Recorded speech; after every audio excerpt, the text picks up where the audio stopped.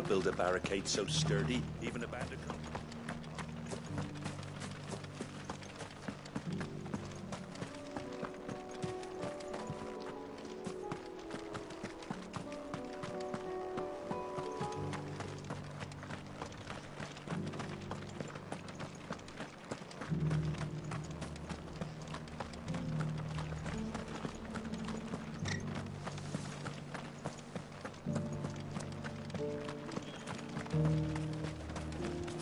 Anything catch your eye?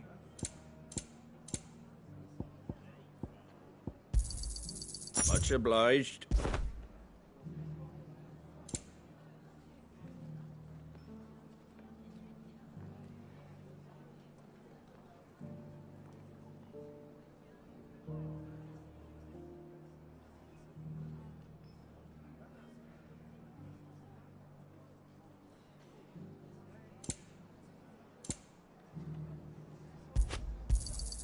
There you go. Much obliged. Take care out there, eh?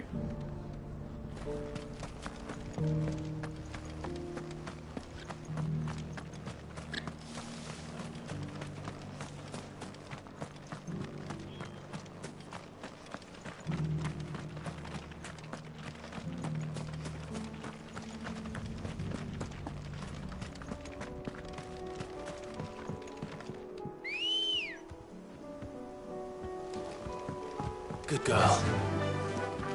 Fly, Ambrosia. Can hardly make out.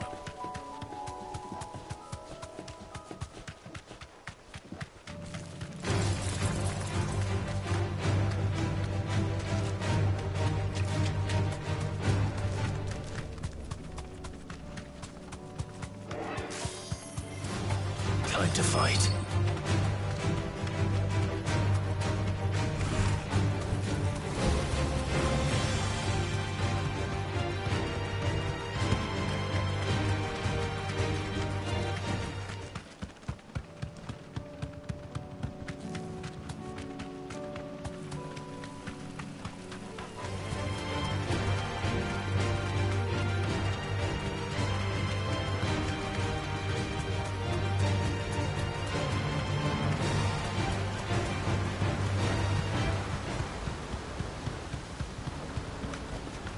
No need to ride from here.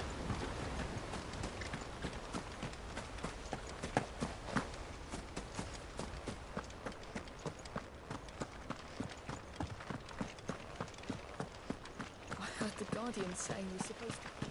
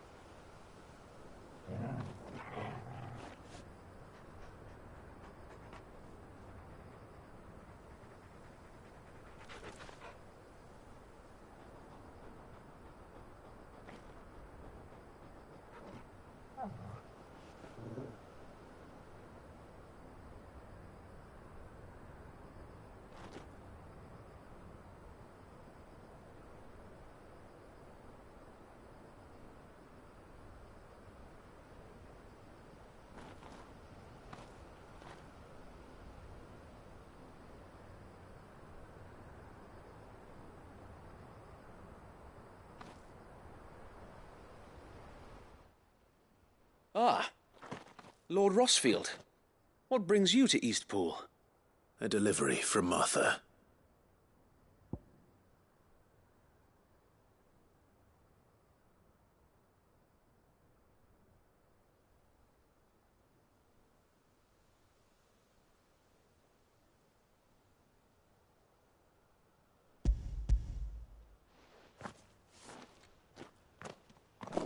These are Gizal green seeds.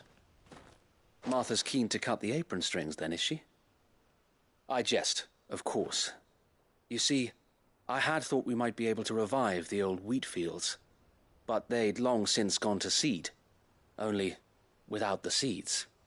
Martha was hoping you might be able to show the bearers how to plant and tend these, so that they'll be able to fend for themselves. That's not a bad idea.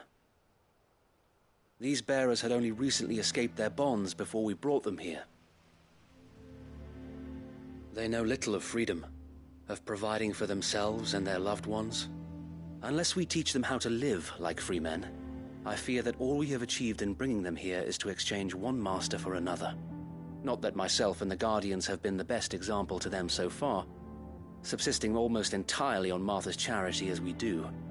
It's about time we all started to provide for ourselves, bearers and Guardians alike. Unfortunately, we've been a little too busy of late to focus on much besides bolstering our defenses. There have been alarming reports of... The Horde is closing in. They're coming, so wait, all of them. Time it all. I thought we'd have more time. Gather the men in the square. Send to the rest for reinforcements. Yes, Sir Wade. The Horde. A Kashek, a veritable legion of them. They've been seen prowling around the northern reaches for a while now. We don't have the numbers to hold back a swarm that size. I had hoped to build a perimeter wall so that myself and the Guardians might be able to defend the village, but... Now you're out of time. Precisely. If reinforcements from the rest arrive before they do, we may just scrape through, but I fear that's rather an enormous if. What if you could call on reinforcements from Eastpool? You mean the bearers? We brought them here so they might live, not die, fighting for their lives. So wait. You said you lack men to defend the village. Are the bearers not men? Do they not wish to see Eastpool saved? Though they may not be trained soldiers like your Guardians. What help they are able to offer could still prove the difference between victory and defeat. You're right, my lord. I will appeal to them.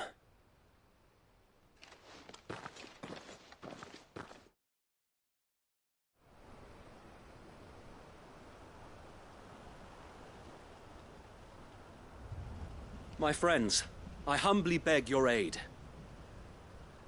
We Guardians are few and our enemies many. But I swear we can defeat them with you at our side. You would send us to the slaughter, to serve as bait for those fiends so that you and your men might be spared. And to think we trusted you. Say what you will, a home is not worth dying for.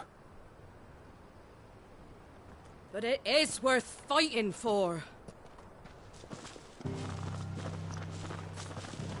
Sir Wade fights to give you lot a chance. Just like I do. Just like Sid does.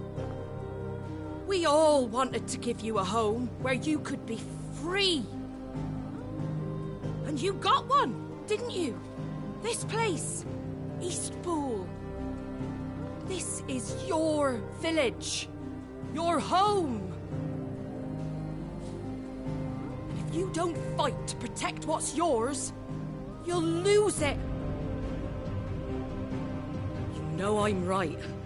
This world wants to take everything from you. Everything. Your homes, your freedom, your very lives. So then, are you going to stand by and let that happen to you? Are you going to accept fate like good little Bran did and die, having never stood up for yourselves? Or will you fight like free men and women?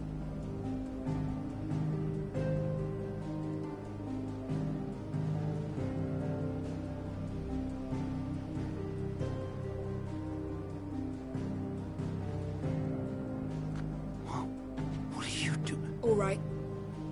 Give me a sword. I never dreamt I'd have a home of my own. And now that I have, I don't want to lose it. I will protect what's mine, or die trying. We all will. Free men and women, fighting together.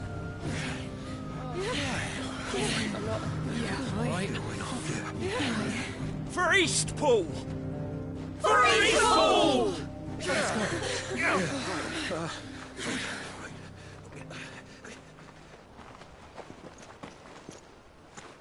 Thank you, Martha. Don't mention it. Just promise me one thing. That you'll show them how freeborn fight. Gladly.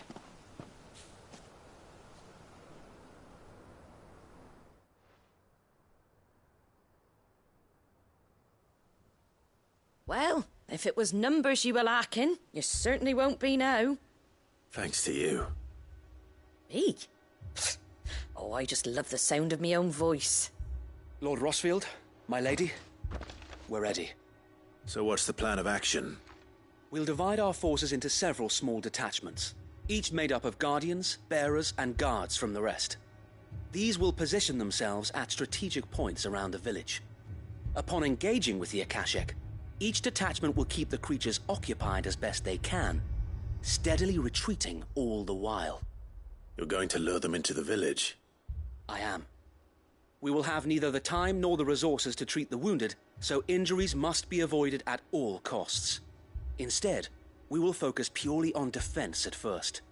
By coordinating our withdrawal through the use of messengers drawn from among the bearers, we will aim to have the swarm converge at a point of our choosing. With luck, that point will be the village square, the perfect place for our most able warriors to surround them and fall upon them, and for you and I to finish them off. A sound plan, but one that'll require a leader with a cool head and strong nerves to coordinate the retreat. I'd say you have both in abundance, Wade, but you'll be needed. Please, leave the last of the fighting to me. Ha! And let you have all the glory. Sir Wade! They're here! Then you know what you must do. We work together, everyone playing their part, each shielding the other that no man might fall, that Eastpool might live on. For Rosaria! For Rosaria! We've no time to argue, my lord. I'll do as you ask. And I will do as you ask. Suppose we'd better do our bit too then, eh? Right you are, Martha.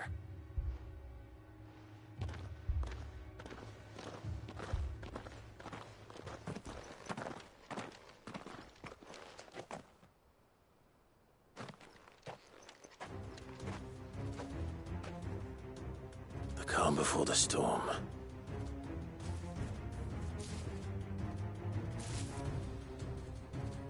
And here it comes. I will not let this village fall.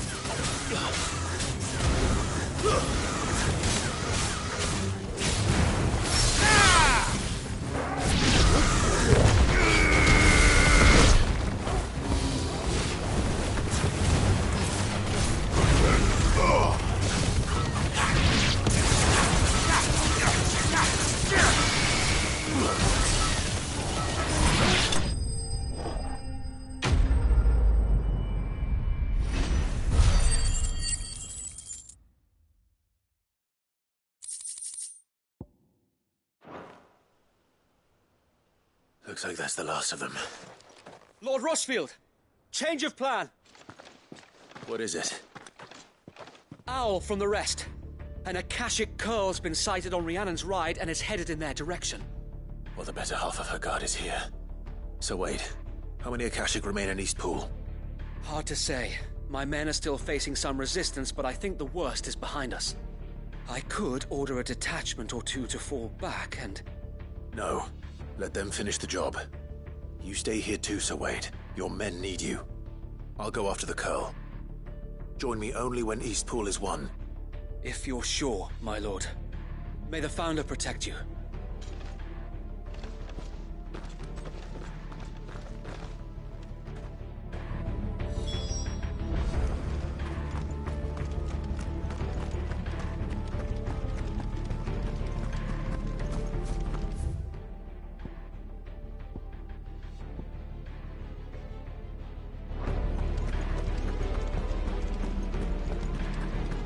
Next one's mine.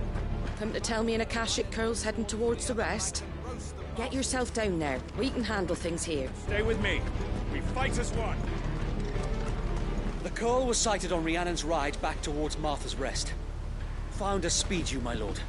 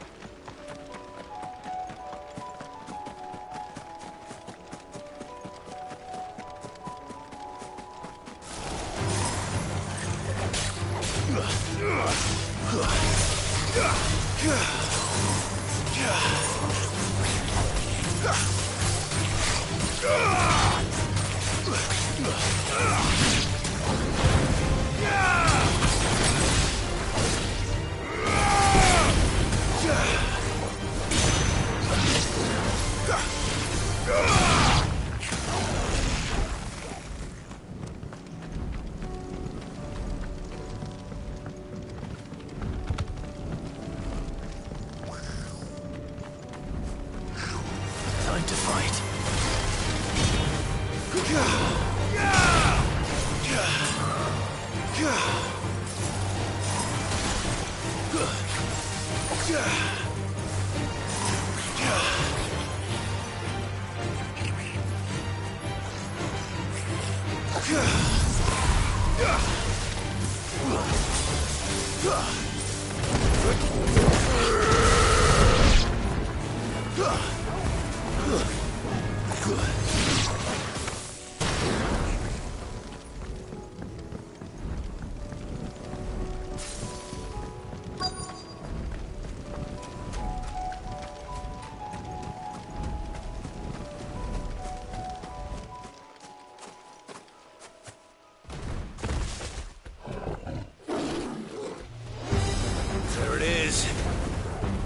with me, Torgal.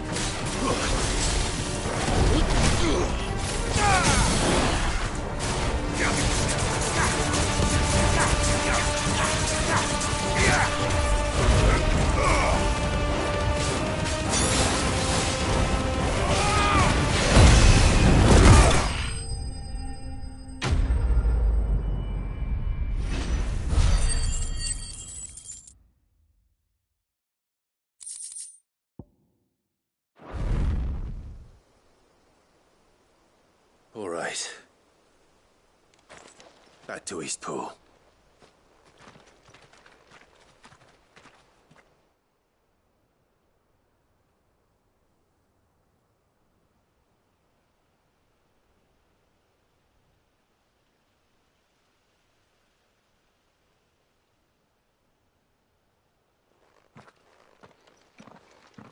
Lord Rossfield, the Curl, is it? It's dead. Thank the Founder for that. And for you, my lord. We were able to eradicate the rest of the Horde. I have guardians posted around the village to keep watch for further attacks, but all seems quiet for now. I hesitate to say it, but I think it might be over. I think it might.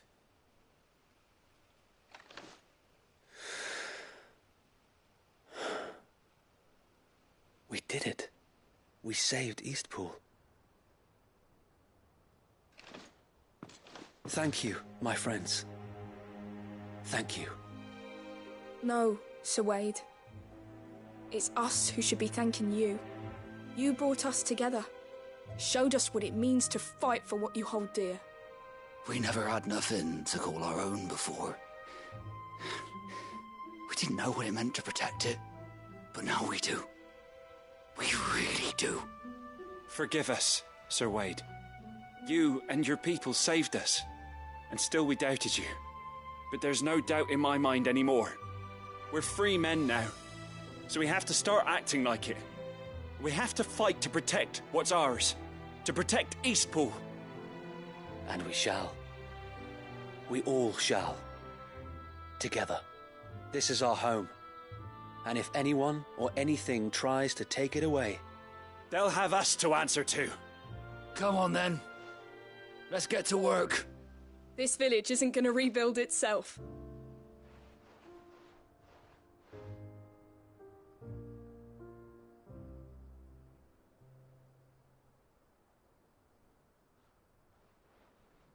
They're not slaves anymore. no. They're Rosarians. Your father took pity on the bearer's plight, and I believe if he were still with us today, this is what he would have wanted. I believe you might be right. I shall remain here, my lord. and do what I can to help rebuild the village. After all, this is my home now too. And I could hardly call myself an East Poolian if I didn't pull my weight. I think you'll find it's East Pudlian, Sir Wade. But you should be proud all the same. I'll have to pull my weight too. Can't have the rest getting outclassed. Speaking of which, I ought to be getting back. Can we continue to count on your support, Martha? Of course, and I'd be counting on yours too. Us Rosarians have got to stick together, haven't we? Indeed we have. And Clive, come by the Golden Stables when you get the chance. I ain't paid you for delivering them seeds yet. All right. I will.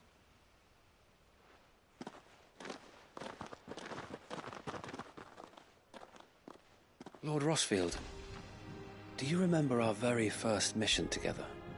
Clearing the goblins from the Stillwind marshes? How could I forget?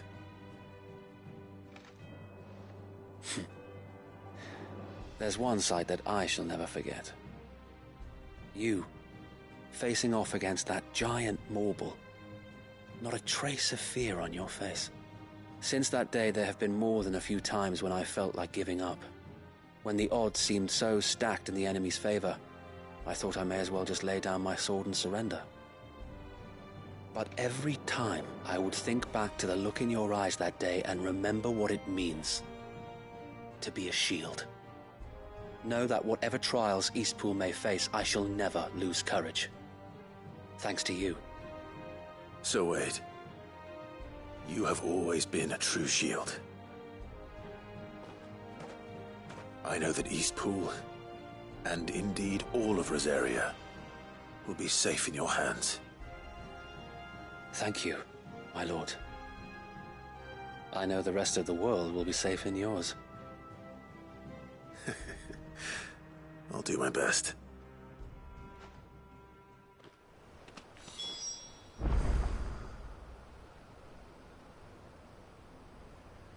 Thank you again for all you have done for me and mine, my lord. You may rest assured that Eastpool will be safe in my hands. Thanks to you.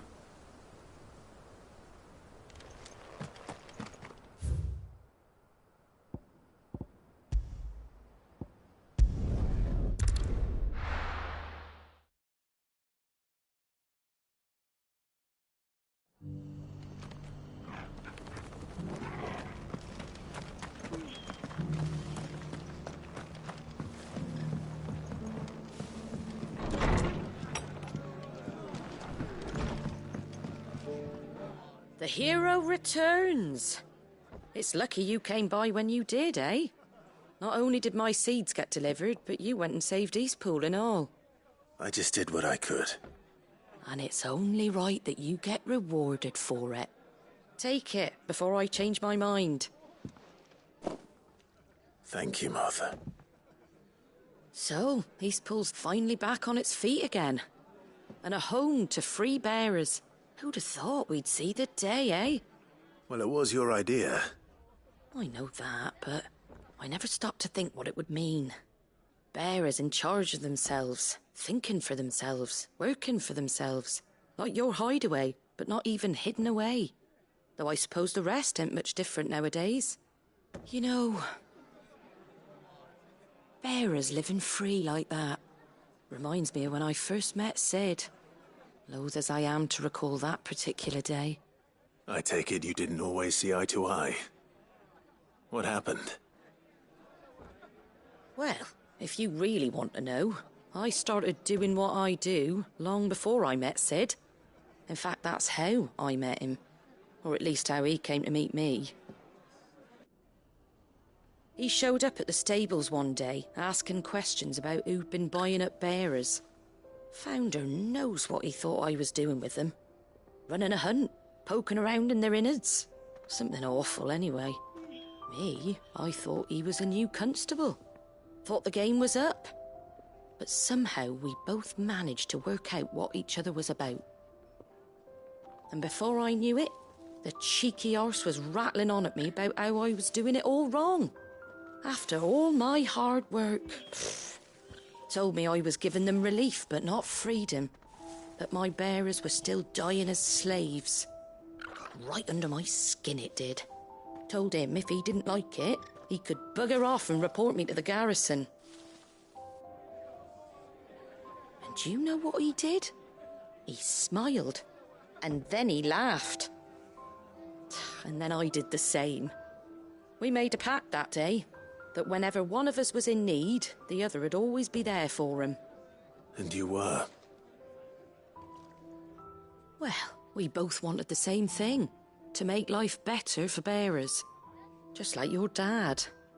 Do you know I was born right around the time Elwyn became Archduke?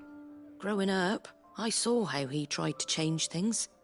He certainly didn't lack for ambition, that one. Indeed. But the loftier one's ambitions, the harder they are to achieve. Which is why those of us who follow in their footsteps need to finish what people like Sid and my father started. Suppose you're right, aye. And if we don't manage it, there's always them who come after us.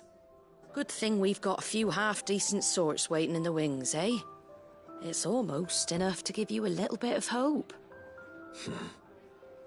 Just a little.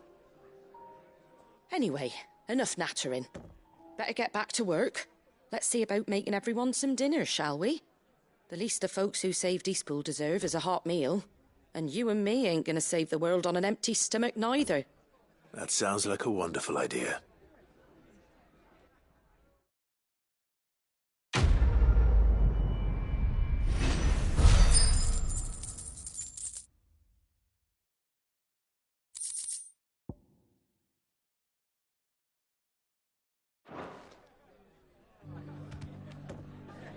Don't worry, Clive. You went alone in this fight.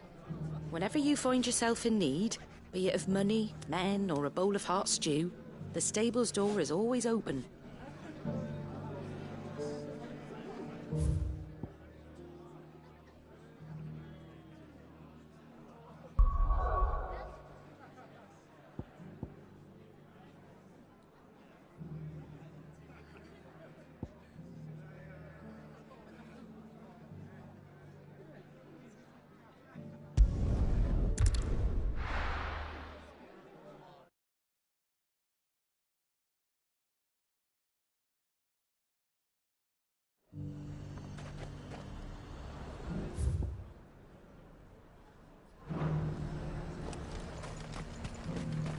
Why, your storm is...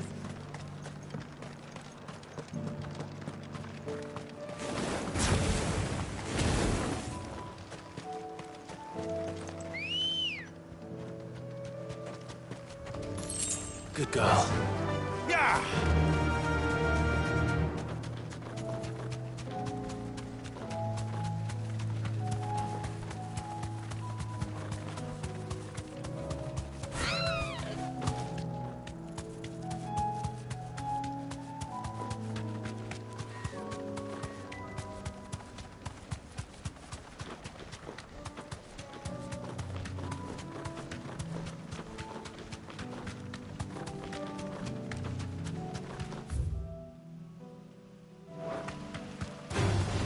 Time to fight.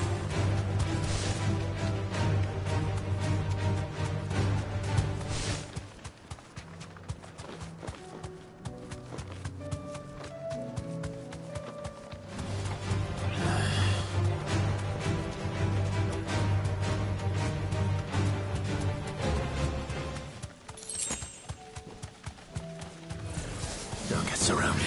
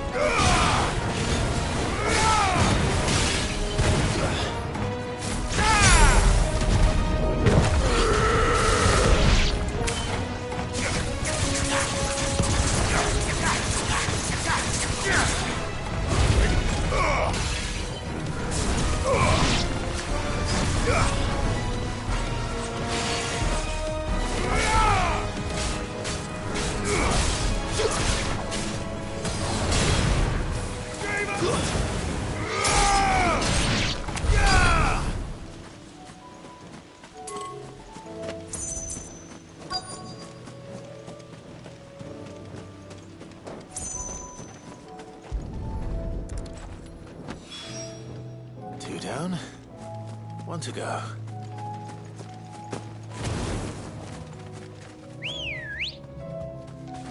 Come on.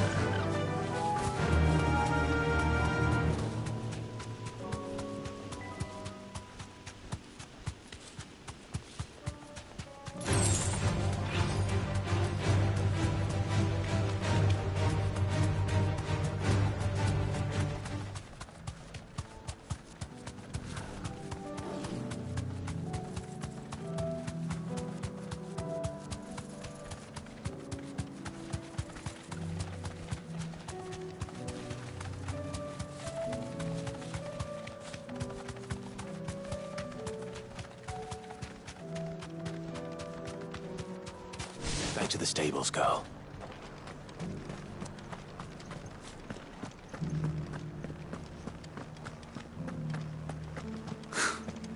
They'd have us believe. There were ghosts at the gates, not days.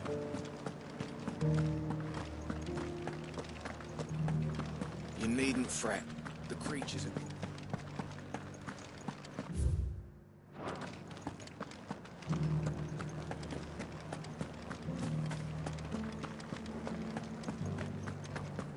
Those things I said before.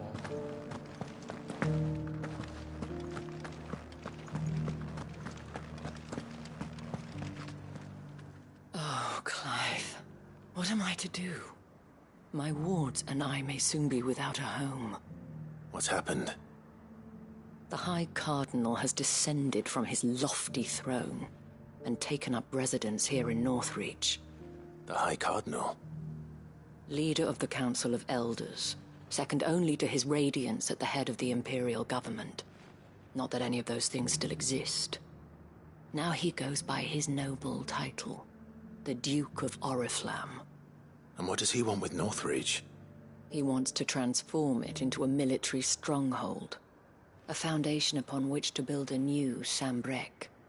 He's already secured the support of the various army remnants, with promises that they shall be afforded the respect they deserve in his empire. One built on the confiscated property of the people. He would rob the populace to pay for it. Believe me, I have used every means of persuasion to discourage him from this folly. But for whatever reason, he will not listen to me. What does Captain Philippe make of this? When the town was under attack, it was him the soldiers rallied around. Couldn't he use that influence again? How? By speaking out against one of the most powerful men in Sambrec. A man whose stated aim is to revive the empire Philippe's comrades swore to serve, and to improve the soldiers' lot within it.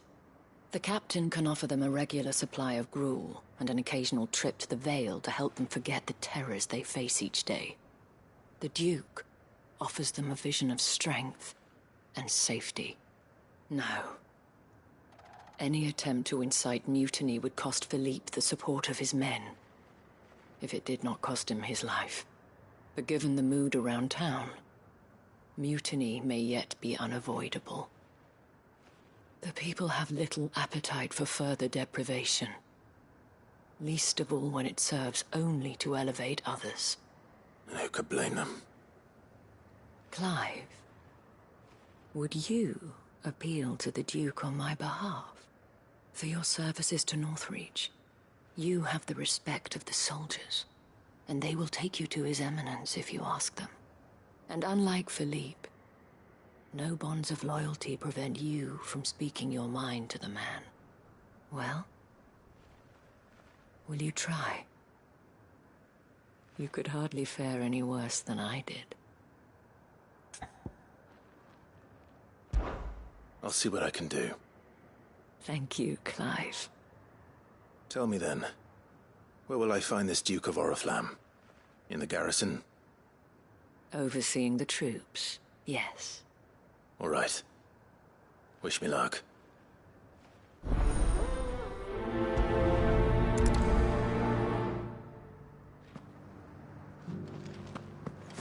I may have met this Duke before, at the Remembrance Ceremony. Let's hope I didn't make a strong impression.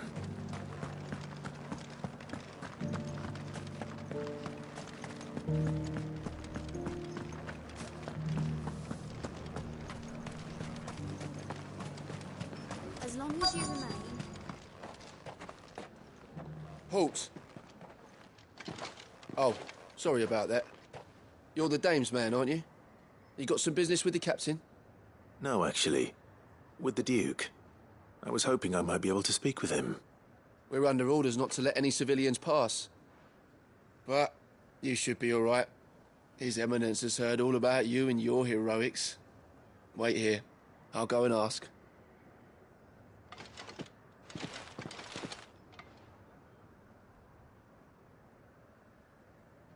So, you are the sellsword who lent his aid to the garrison. The Empire owes you a debt, and I shall see it repaid. But tell me, is it wealth that you seek, or favor? Neither, Your Eminence. I thought only to inquire about your plan to turn Northreach into a stronghold. Ah, I see. You are worried the expanded garrison will render your services redundant. Yet you needn't be. A proud fighting man like yourself shall always have a place here. Pride of place, in fact. For too long has the contribution of the noble soldier been under-reckoned. But no more. For it is they who shall see the Holy Empire rebuilt, beginning right here in Northreach. Why here, Your Eminence? The town has been fortunate enough to escape largely unscathed from the recent troubles. Her defenses are sound, and her garrison well prepared. Which is more than can be said for Oriflamme or Twinside. The Empire wants for a capital, and I believe Northreach to be the perfect place. With Caer Norvent as her citadel. Once we have seen to the refortification of both the town and the castle, we need only build a wall around both to create a city that would be the envy of the twins. Plans are already underway for the construction. Soon enough, these thralls shall learn that they are no match for the might of Sanbreque. I fear you underestimate how dangerous these creatures are, Your Eminence. Should they return in force, you will need all the people of Northreach to come together in defense of the town. Something they may be loath to do if they've been deprived of their worldly goods. The people will do as their leaders command. If Sanbreque is to be rebuilt, she will require a functioning government. One whose authority is beyond question. That is why this levy is necessary. So that any man who wishes to join the army might do so and be fed, outfitted, and paid as befits a defender of the Empire. And yet there are those who persist in peddling the treasonous lie that I seek to steal from the people and drive them from their homes. I suspect they're afraid of losing what little they have left. Precisely. The common folk have little and less, and you mean to deprive them of even that. You would sow the seeds of your new empire in your own salted earth. Sabine, we have discussed this. Yes, and I told you then how putting the empire before her citizens would lead only to revolt. Without an empire, there are no citizens. And in yours, there will be only beggars. Is that what Griga wills for her people? Do not take her name in vain, Sabine. I'll come back later. A citizens' revolt. I wonder what the people really think of the Duke's plan. It wouldn't hurt to ask them, I suppose. Let's begin with those on the other side of the wall.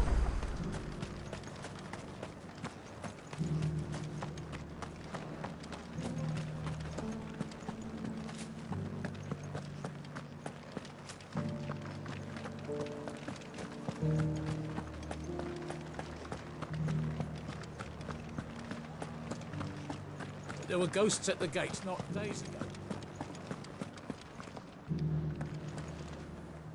All right there. What is it you're after, sir? Just your opinion, actually. I wondered what you thought of the Duke of Oriflamme. Oh, him. Not much. None of us traders do.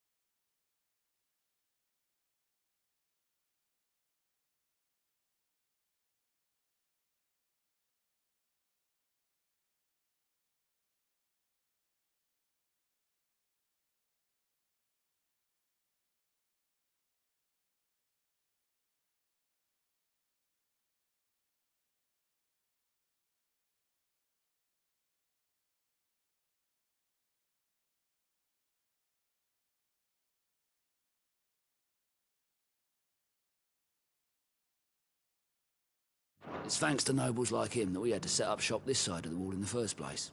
Couldn't have the rabble getting any closer to the holy capital, could they?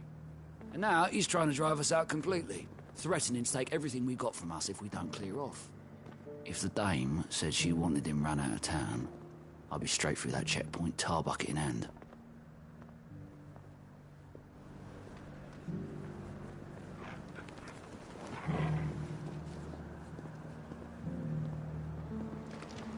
With hearts and hinds, cocks and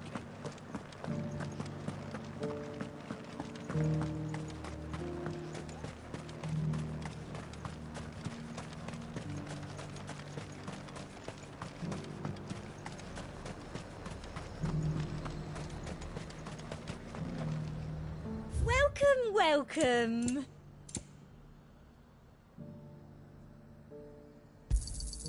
You've a keen eye.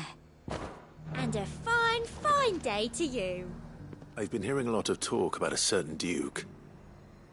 Nothing good, I'll wager. Going around acting like he owns the place. And with hardly a word to the dame. This is her town, not his. I take it you'd rather she was in charge. As far as I'm concerned, she still is. Just need his eminence to sod off back to Oriflamme.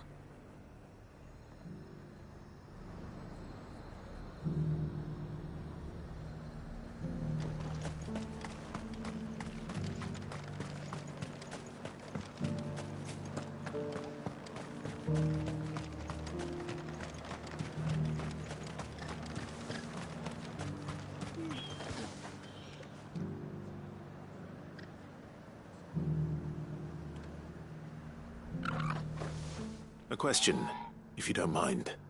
What do you think of the Duke of Oriflamme? Don't get me started. You build a life for yourself somewhere, earning for some noble to turn up and tell you you've got to hand it all over to him. If he thinks his name and his chains give him the right to empty our purses, he's in for a rude awakening. We'll do whatever it takes to keep what's ours. Whatever it takes. Well, the people seem united enough. What about the soldiers?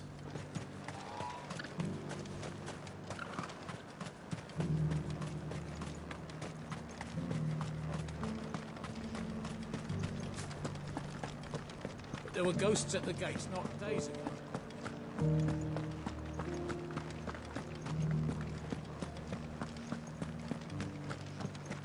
Those things I said before. Excuse me, do you have a moment? I wondered if you'd mind sharing your thoughts on the Duke of Oriflamme. Well, he's made a lot of enemies coming in the way he did. But I mean, look around us. You can see the state the realm's in.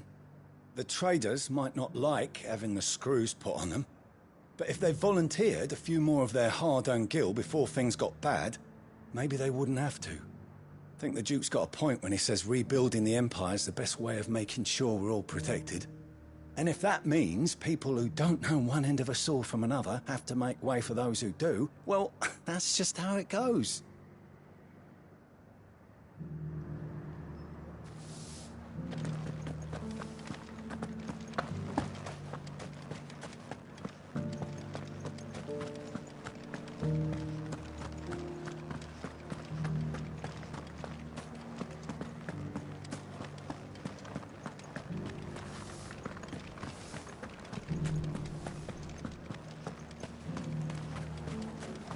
As long as you remain,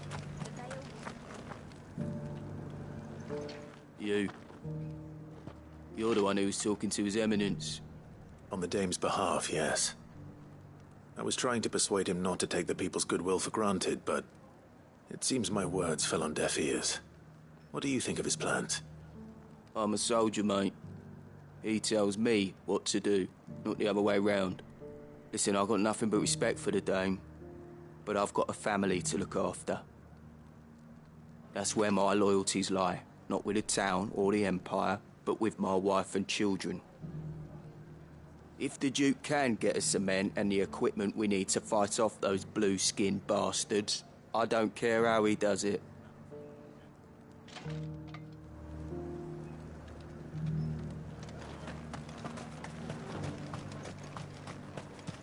Sabine, you are embarrassing me. You're embarrassing yourself. I hear the Duke of Oriflamme plans to turn this town into some sort of fortress. Do you think that's a good idea? It's not for me to say. All I know is that unless the Emperor orders me otherwise, His Eminence's word is law. Look, no one likes all these taxes and tariffs, but empires don't come for free. Once Sanbreque is back on her feet, we'll all reap the benefits. Let's see what Philippe makes of all this.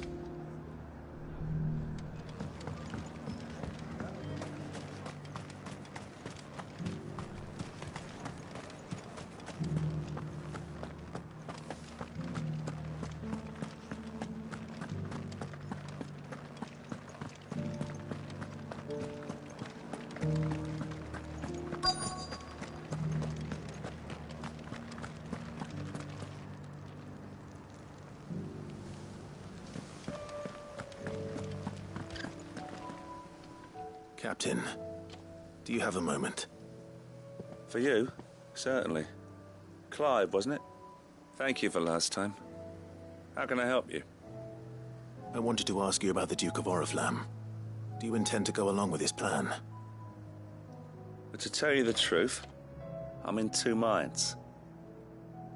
It's my sworn duty as a captain of the Imperial Army to obey his orders. But I can't say I agree with him. Philippe, I remember you saying that you became a soldier to protect the people you loved. The Dame included. That's right, I did. Well, she doesn't agree with the Duke's orders either. She thinks they could tear Northreach apart.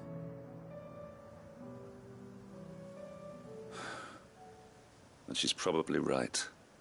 Thank you, Clive. I know what I need to do now.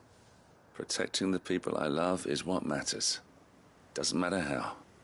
Well, duty calls, so I better go. Thanks again.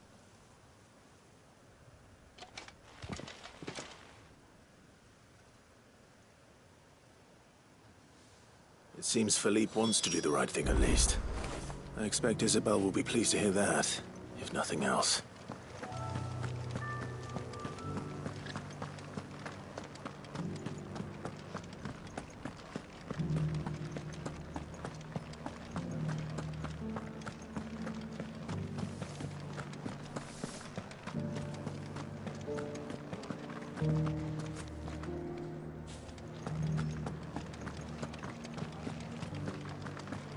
You needn't fret.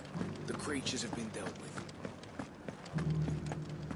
Those things I said before. So many women.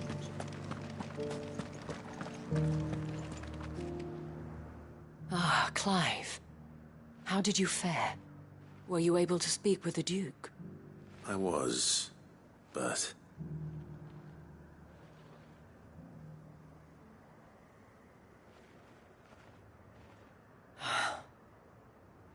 So Northreach is to be a fortress after all. Well, it will certainly help to hold back the thralls. There's no denying that. Though I doubt it will come as much consolation to the townspeople whose worldly goods are confiscated to pay for it. They deserve to be heard, Clive. To have a say in this new empire the Duke means to build. Sadly, His Eminence values their obedience more than their opinions, and hopes to reassert the authority of the state. I fear he sees the people as mere pawns on his chessboard to be sacrificed for the greater good.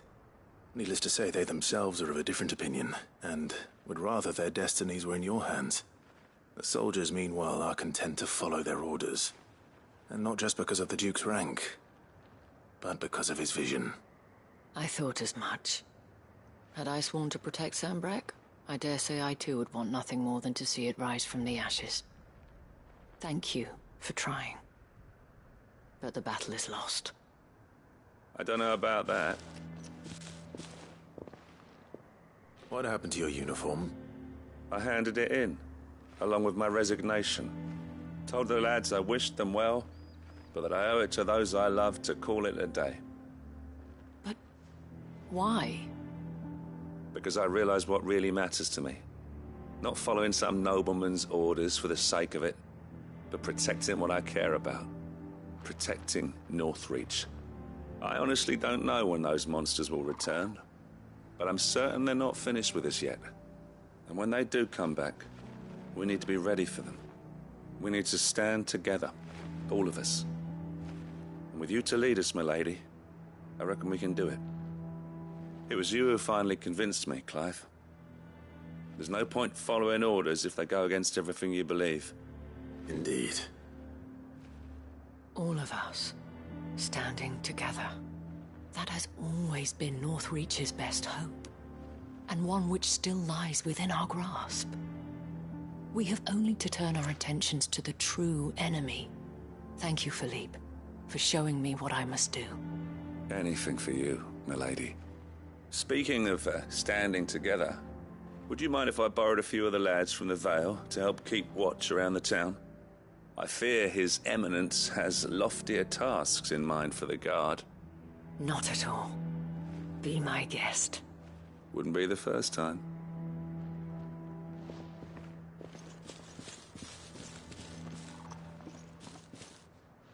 There may be hope for Northreach yet. Especially with men like you and Philippe to champion our cause.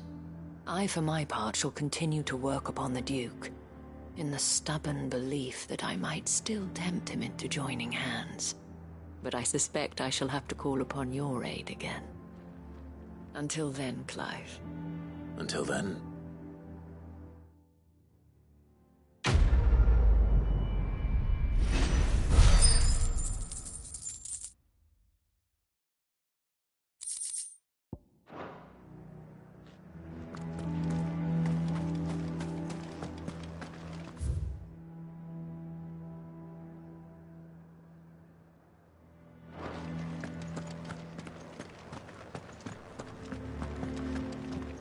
Those things I said before.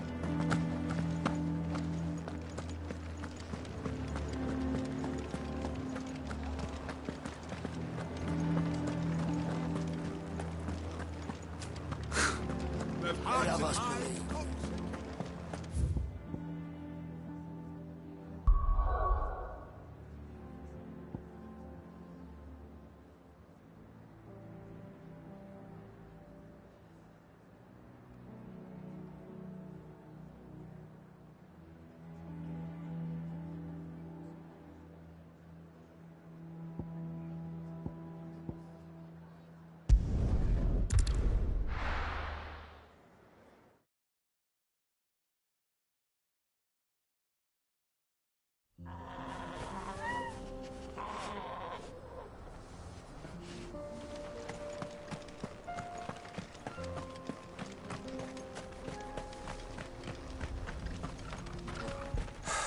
So Dravost is still standing. For now, at least. If you can swing a hammer. I have some things for sale. Thank you. Farewell, traveller.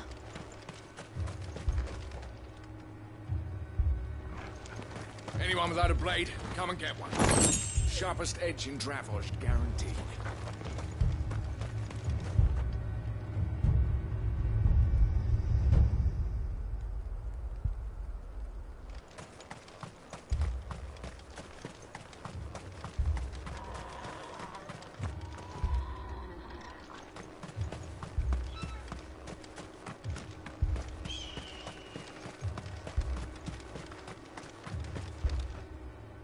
Clive! You're here! And the Akashic? Mostly off to the north still. But I spoke to Doris's scouts and it turns out things are worse than I thought. There's swarms of them out there. Told old Snotty to be ready to seal the north gate. That should buy us some time if we need it. Enough for the villagers to barricade themselves inside their homes at least. Well done. Welcome back, Sid. I'd never have guessed, you know. Not if August hadn't let slip. Who'd have thought that the savior of Dravost would turn out to be the realm's most infamous outlaw? Keen to help us out again? I am. Thought you could sneak off without me, did you? Blackthorn. Oh, what are you doing here? One of the scouts couldn't keep his voice down. Unlike my best mate who didn't think I deserved to know. Zoldan, how long's it been? Long enough for us two to turn into a pair of old codgers, I see. That your idea of an apology? Prick. Don't listen to him. You only did what you thought was best. For the village and that. I did, yeah. But that ain't the whole of it. Vulcan, our master, didn't leave the chiefdom to the two of us. He left it to me. The best blacksmith in Dravost, barring himself, of course. Bloody stupid tradition, in my opinion. If someone's got talent, you should let them practice their craft, not ask them to settle petty feuds and barter for grain. Our master wasted half his life that way. I wasn't about to let that happen to me. So you wasted half of mine instead? You're what Dravost needed. Under me and my precious ideals, this place wouldn't have lasted a year. So I left to devote myself to the work and spare you lot the consequences. I may be a selfish prick, but I only did what I felt I had to. What you had to do was your duty! Even if it meant we all starved?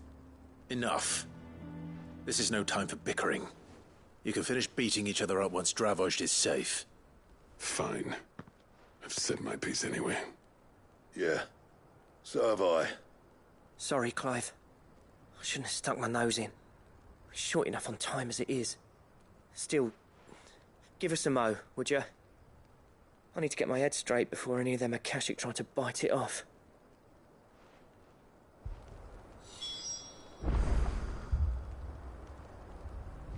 Prick or not, I won't abandon Dravost to a swarm of Akashic.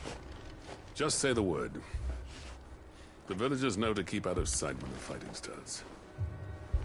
You, ready for the off, then? We can't afford to waste any more time. Right you are. Might be worth having one last word with the scouts, though. Don't want any nasty surprises, do we? Oh, and Blackthorn, you and Zoltan might be better off staying inside the... Akashic on the move. How close are they? Within sight of the walls, and there are more coming up from the mines. What was I saying about nasty surprises? They'll wash right over us if we stay out in the open. We're pulling back behind the gates. Good idea. Get yourselves inside, but keep your weapons handy. Understood.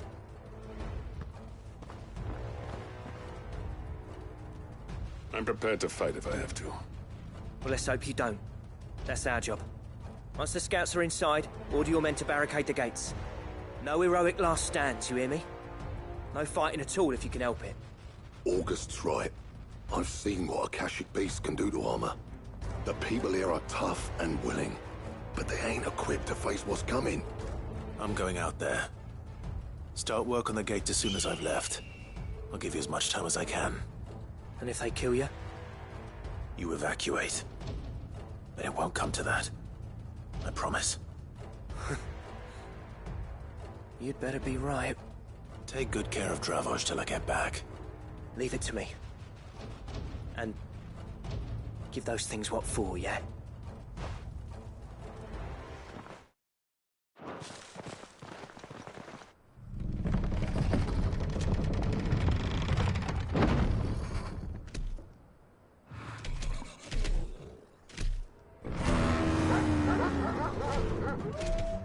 All right. Which one of you's first?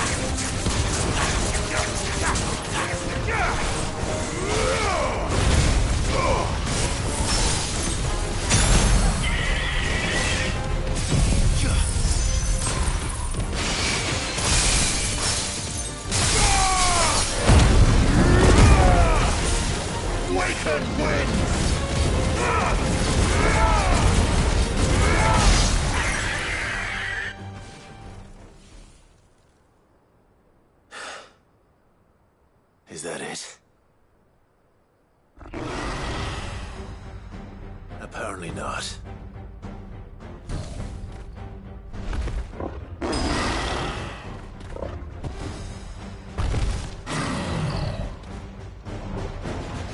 They're not getting past me.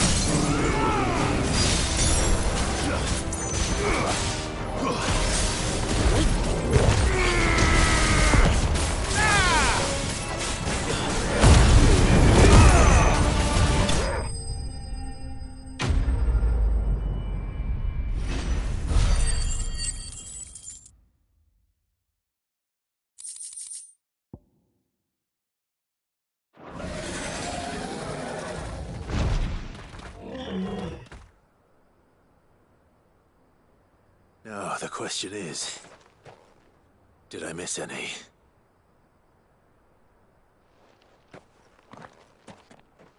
Man alive! You're still in one piece! I slew as many as I could. As many as I could, he says. The old bleeding lot, more like it. Well, almost. Only almost. Yeah, one or two did try to sneak over the wall. But we got the bastards, don't you worry. Good. Though you do know, more will come in time. In time, yeah. But we can think about them later. Let's get you back inside.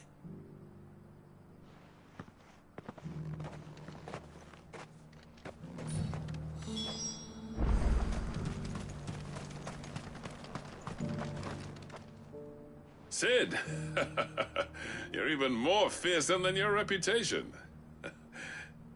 Enough to give those Akashic monsters nightmares. I almost felt sorry for the wretched things.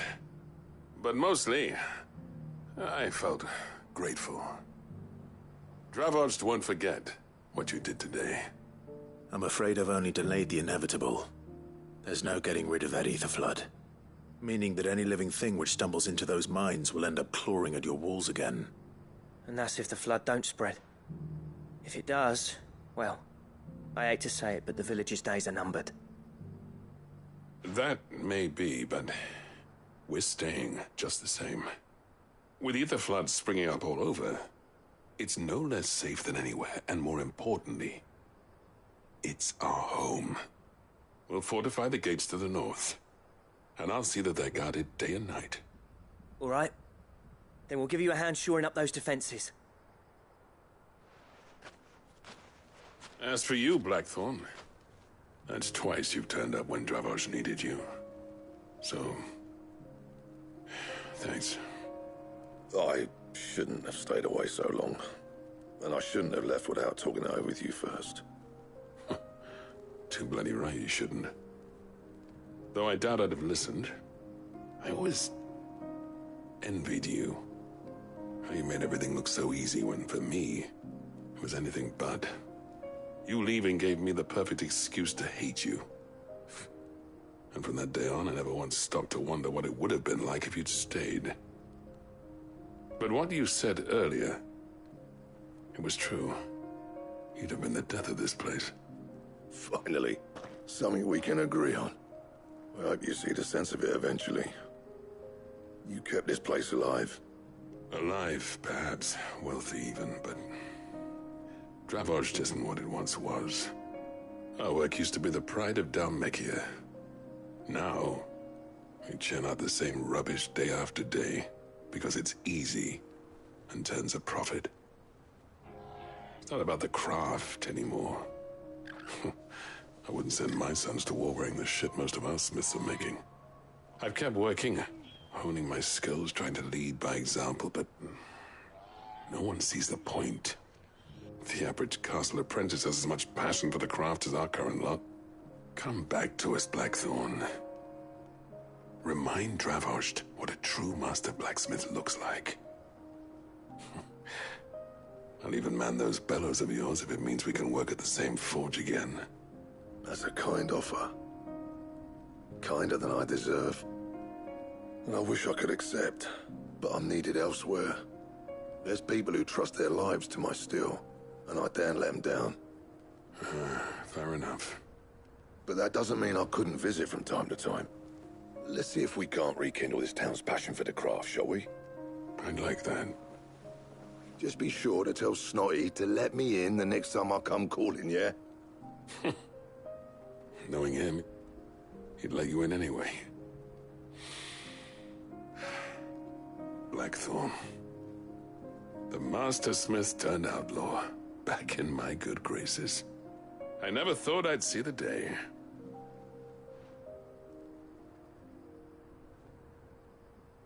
I'd say that went pretty well, wouldn't you? Even better than I'd hoped. Sid, I've got something for you.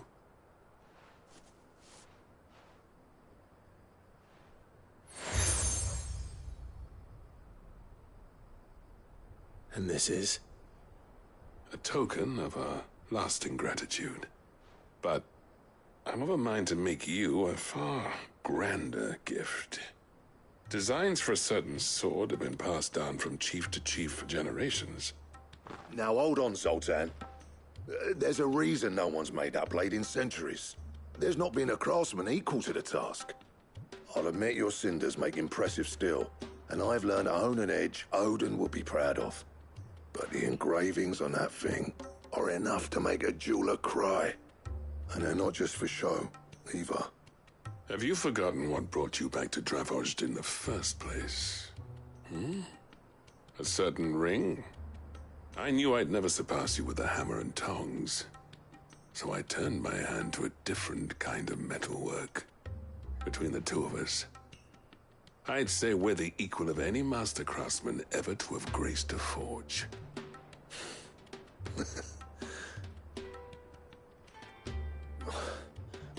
You know what? I think you might be right. Clive, you wouldn't mind if Zoltan came back to the hideaway, would you? He's more than welcome. As long as he can keep our secret. Right. Zoltan, get your tools. We've got a legend to forge.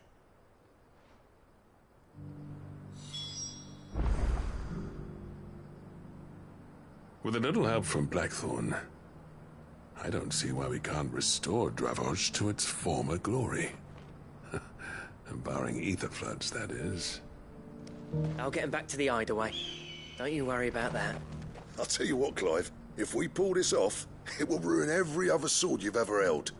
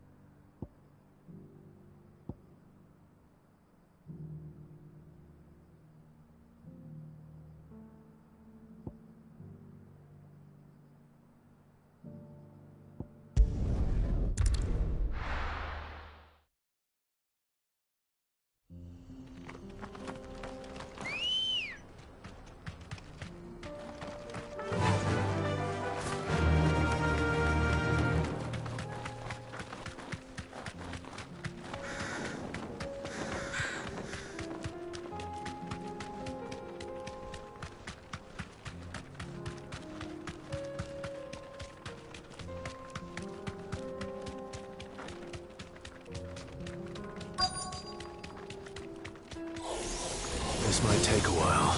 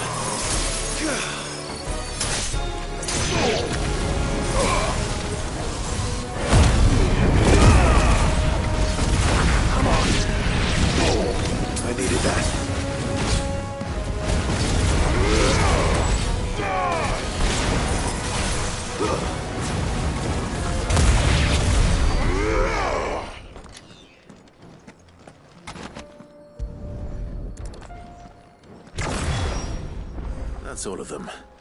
Owain can uncross his toes now.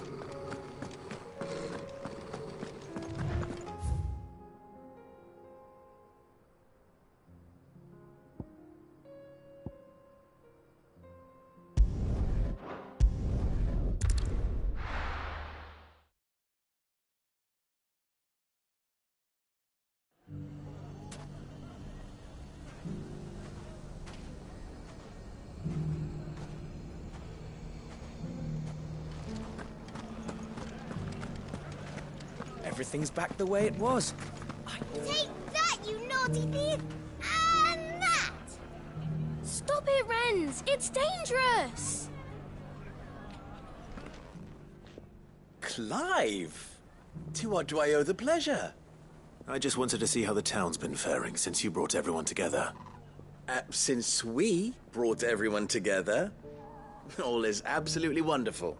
Conrad and Natalie's hands remain safely away from each other's throats and firmly at the helm. Our stores are full, and the bandits still too disorganized to raid them. Just as the good Lady Jane and Lord Underhill intended. Are you a lord? Lubor's going to be one too. They're going to make him the Lord of Dalimil, because of how he stopped all the grown-ups from fighting. It's the mayor of Dalimil, dear child, and the vote hasn't taken place just yet. But if the people wish me to lead them, I shall.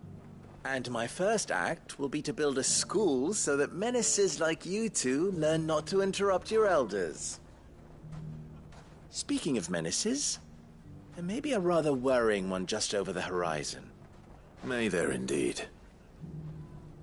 I'm afraid the example Conrad and Natalie set in putting aside their differences and presenting a united front might have caught the bandits' attention. And they might have elected to take a similar approach. They have formed what one could call a League of Outlaws, and they grow more organized by the day. But we'll fight them all off just like last time, no matter how many of them there are. Won't we, Lubor? Of course we will. If we continue to work together, we can overcome any challenge we choose to face. The longer we avoid facing this one, the more difficult it will be, until the only way to overcome it might be to run for the hills. Our best hope is to nip these efforts at organization in the bud, by finding those ne'er-do-wells who have yet to join the cause, and ensuring that they never do. Perhaps a certain Lord Underhill might be willing to lend us his aid once more? How could I refuse? Thank you, my lord. Victor will fill you in on the particulars. I have him stationed by the desert gate, receiving and collating reports from my scouts. Such an amenable soul. He reminds me of you. I'll go and speak with him.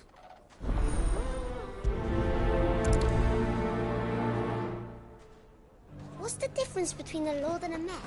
A League of Outlaws. Sounds like we have some competition.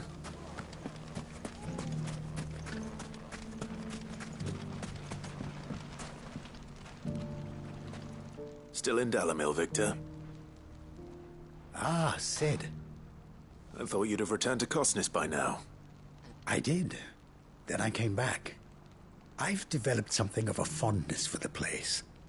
And having worked so hard to see it saved from one fate, it would seem remiss to abandon it to another. A sentiment Master Lubor certainly isn't shy about exploiting. Hence my doing his bidding yet again. You're not the only one. What does he want you to do? He asked for my aid in putting down the bandits. And he said that you might be able to help me find them. Then you've come at just the right time. I was on my way to speak with Conrad about how to organize our forces. There are more camps in the vicinity than we can safely strike at once. But we must strike together, and we must strike soon at as many camps as we can. We can't give this league of theirs time to rally its forces. All right. Which camp shall I take? There's one upriver. Just out there, across the dunes. Leave it with me.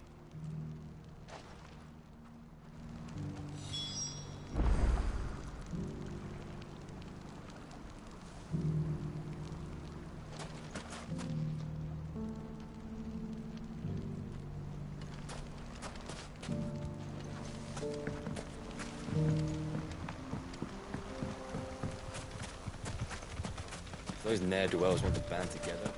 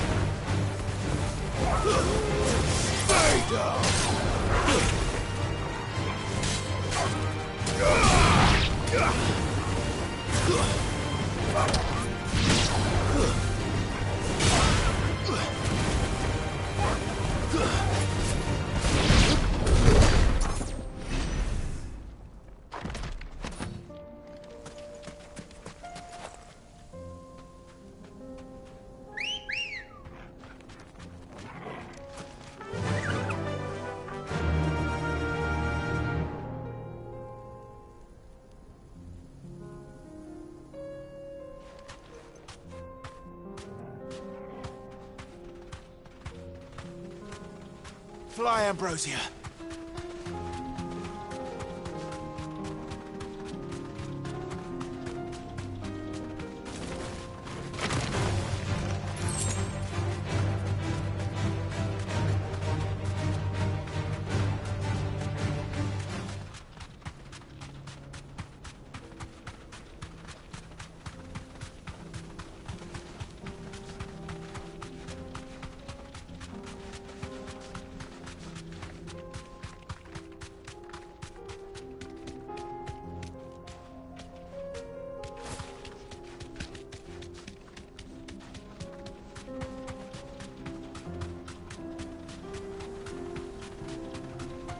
That must be the camp Victor mentioned. Come on then, Toggle.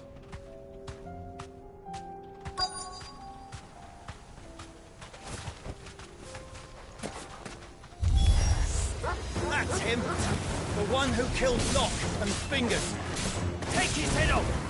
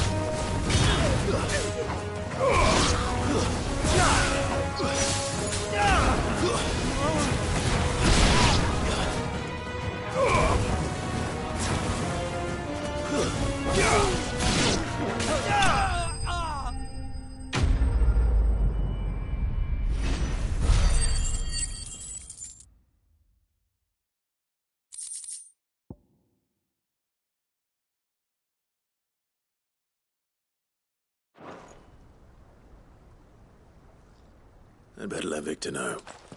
Sid, where are you? Ah, I see the bandits didn't pose you any trouble. No, but that's not why you're here, is it?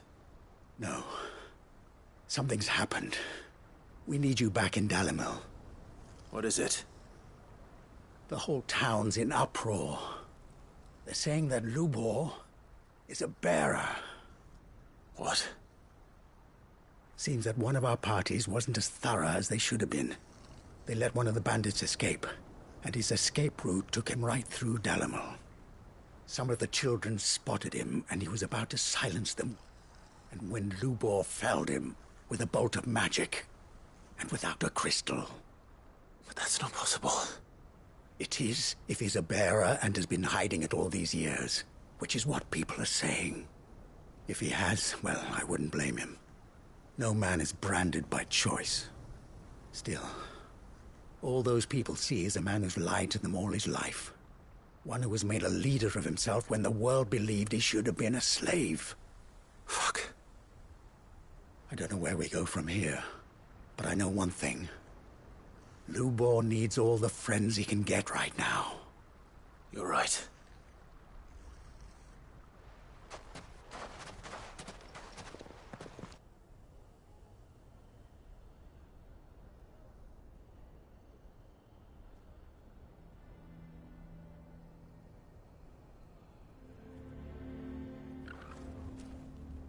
And now everyone knows. I made it a habit to keep a crystal close at hand for just such an occasion. And when that occasion arose, I forgot to reach for it. Well, it was bound to come out sooner or later. We're sorry, Lubor. We tried to keep running, but we just couldn't anymore. There's nothing to be sorry for. I rather enjoyed playing the hero for once. All that matters to me is that you two are safe. Look at him talking to his betters like it's nothing. All lies, I'll wager. Just like the ones he fed us all these years. Once people make up their minds, it's hard to change them. We need to do something, and quickly. Convince the people not to let their prejudices blind them. Convince them that nothing has changed. That their enemy lies outside these walls, not within them. You're right. We should speak to everyone. I'm glad you agree. I'll handle the townsfolk. I'm a Dalmec born and bred. They listen to me. You head to the tavern. Make Conrad and Natalie remember who Lubor really is. They know that Lubor and I are friends. I might not make for the most impartial of interlocutors. Lord Underhill of Randalar's League of Merchants, however, is a trusted and impartial mediator of note. I'll do what I can.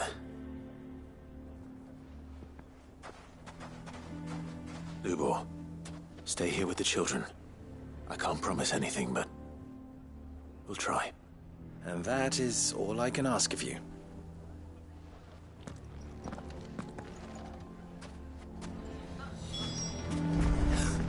Why are you taking the bearers? Why do they always have to make such a fuss? He knew all along that he was playing us for fools. And we fell for it. We followed him. A bearer.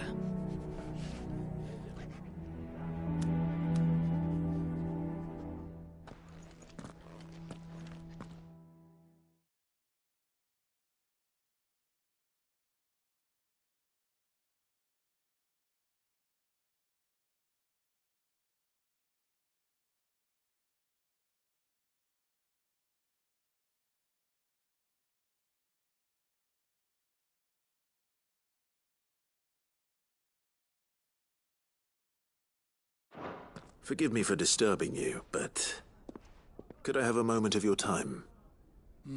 I've seen your face before. As have I. Lord Underhill, wasn't it? Of the League of Merchants. That's right. I wanted to speak to you about Lubor. The rumors that he's a bearer. All true, I'm afraid. He'll never be mayor now.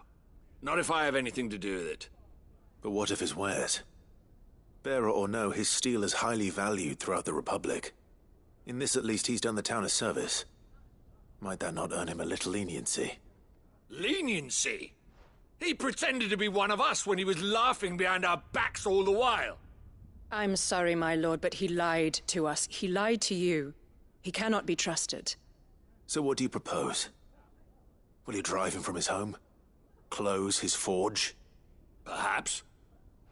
That is a question for the people of Dalimil, and they will thank you not to get involved.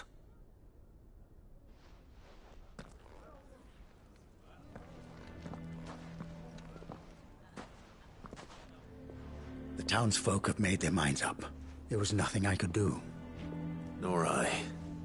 Conrad and Natalie refused to consider anything but their own wounded pride. You never know. Once their anger is cooled, they might see things differently. For now, we should report back to Lubor. All right.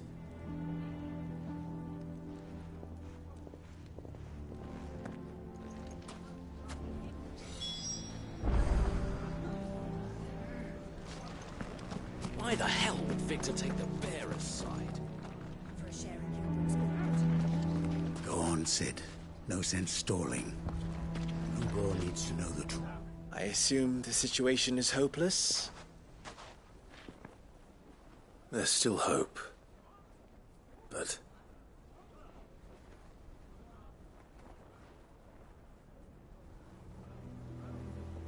But Perhaps not in this lifetime, I think it's fair to say. You mustn't think like that, Lubor. Give them time. They'll come around. We'll talk some sense into them in the end, you'll see. No, you won't. And your efforts would be better spent elsewhere. But Lubor... Rosina would often tell me that steel does not lie, that a blade is a reflection of the smith who forged it. To yourself be true, that was her point.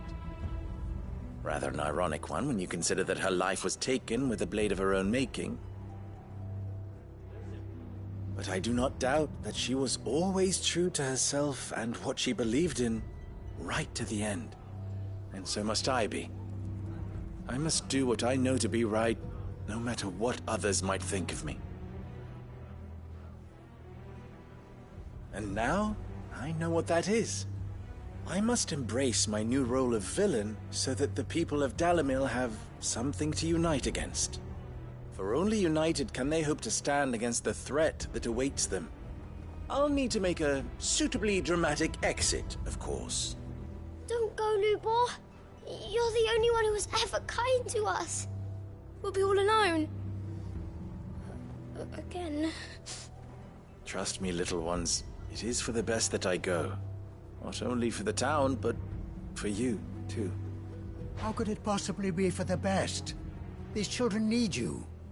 The least you can do is give the townspeople a chance to change their minds. They would not take it, Victor. It's over. Over, you say? And so just like that, you're going to throw this town and these children to the wolves? I thought you were better than this. But it seems you had me fooled as well. Victor. Forget it. Do what you will. You sure you're making the right choice, Lubor? Of those available to me, I believe it's the best one. Yes. Ah, but where are my manners? Here. A reward for clearing out that bandit camp. Right then. I have packing to do. If there's anything I can do. Anything. I'll bear it in mind. Thank you.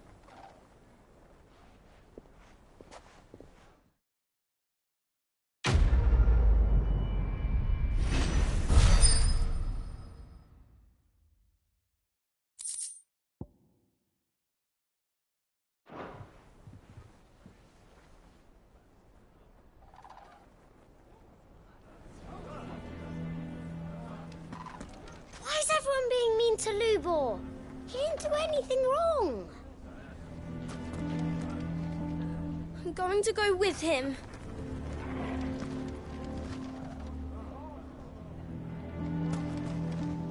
If you're going to try and convince me to stay, save your breath. I will not put those children at risk.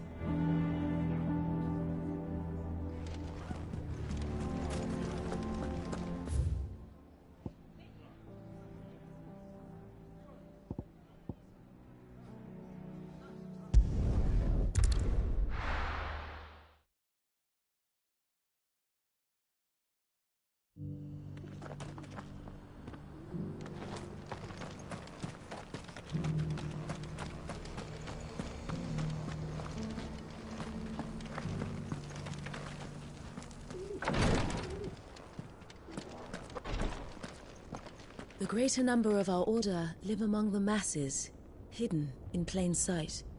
Even here in Tabor, our brothers and sisters pose as common folk. If any should reveal themselves to you, I beg you keep their true identity secret.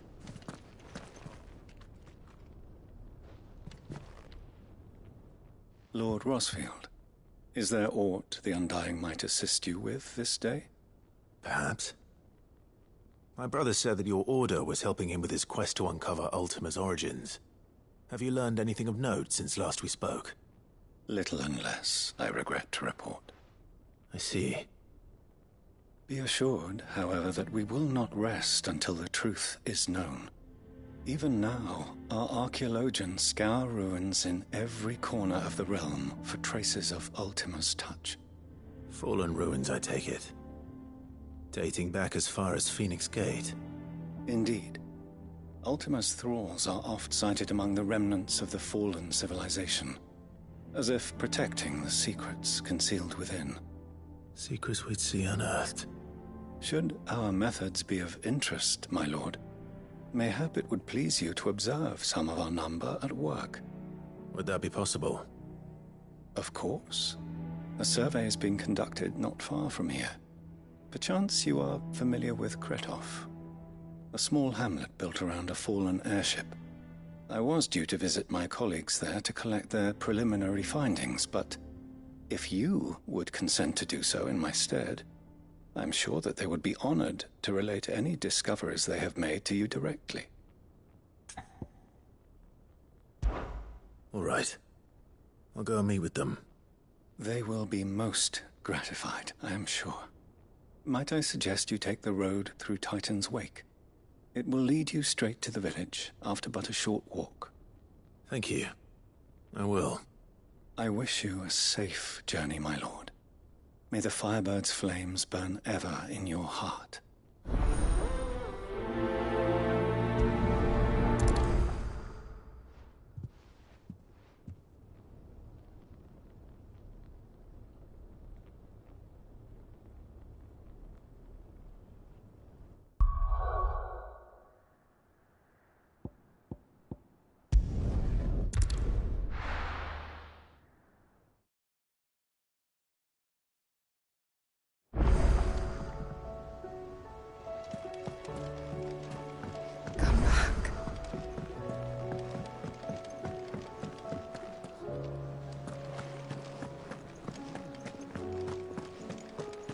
The stew's awfully thin these days.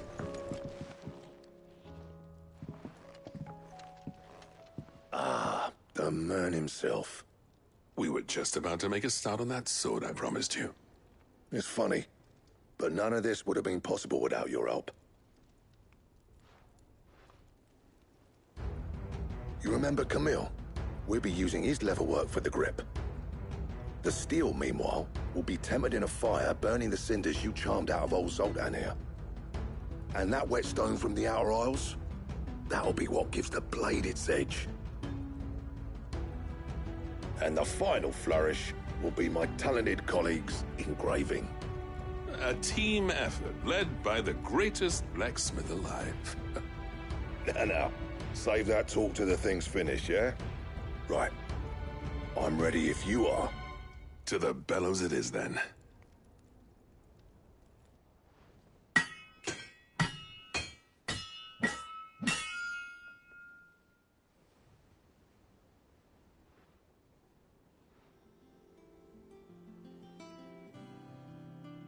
Well, bugger me. We actually did it.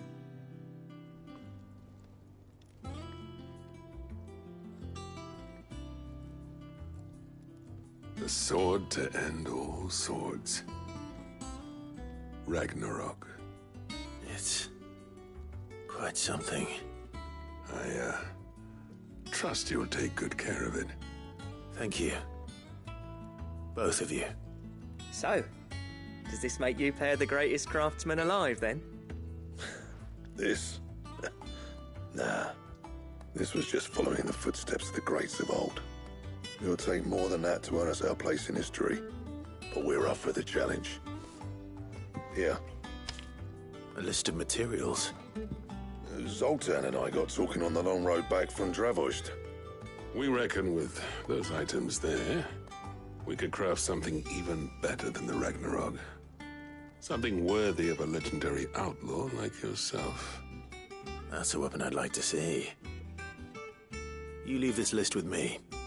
I was hoping you'd say that. One legend at a time, eh, lads? Before you start on the next, who fancies raising a cup to friendship reforged?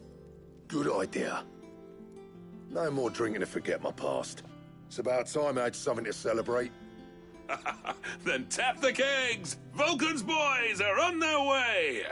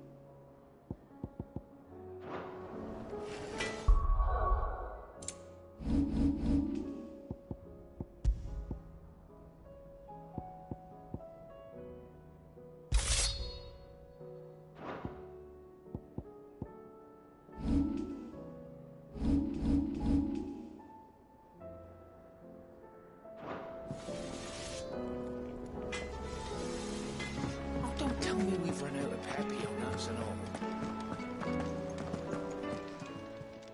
Clive. Going purse weighing you down? You're rubbing me blind, you know. Come again. Or don't. I'm not much bothered either way.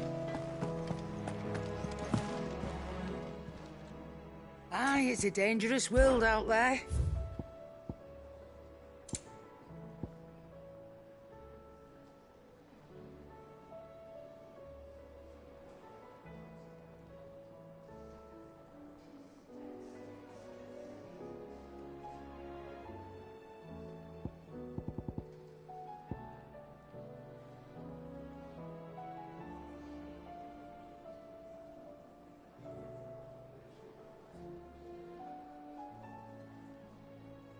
Come again. Or don't. I'm not much bothered either way. So what do I owe the honour? I never thought me and Zoltan would ever speak again, let alone work together. And if it hadn't been for you, we wouldn't. You've been a good friend to me, Clive. The best.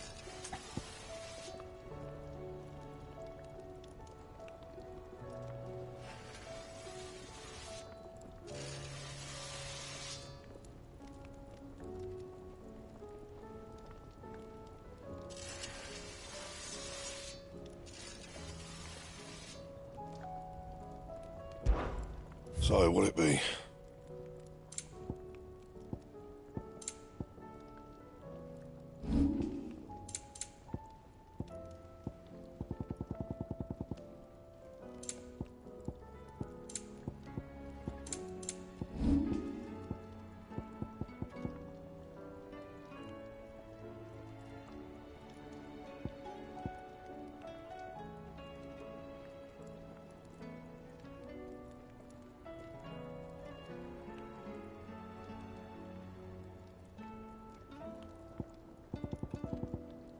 Anything else?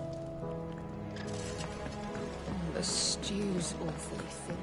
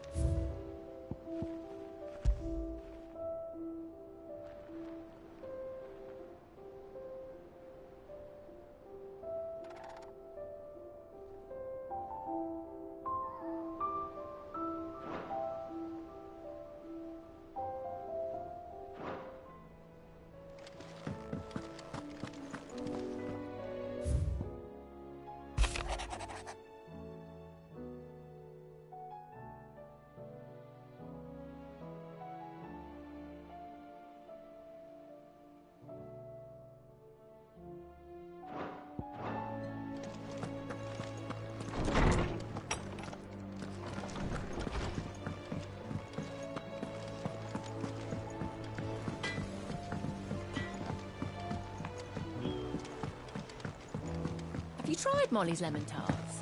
I've never had them.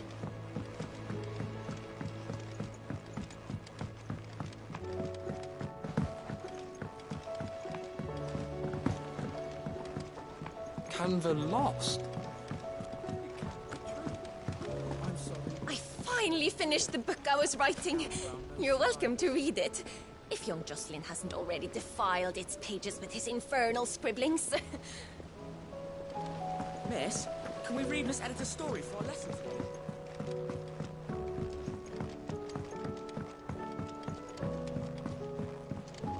How was she? The Enterprise, I mean. Ah, Sid. Wasn't expecting you back so soon.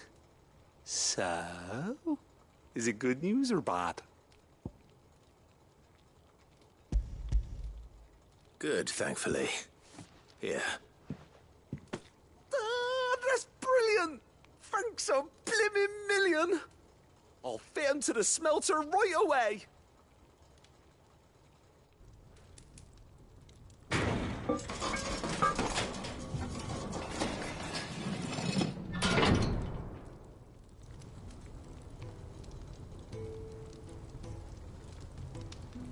May I present to you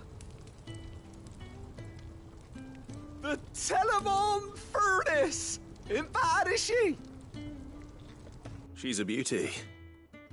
You saved my bacon again, Sid, and I ain't about to let your good deed go unrewarded.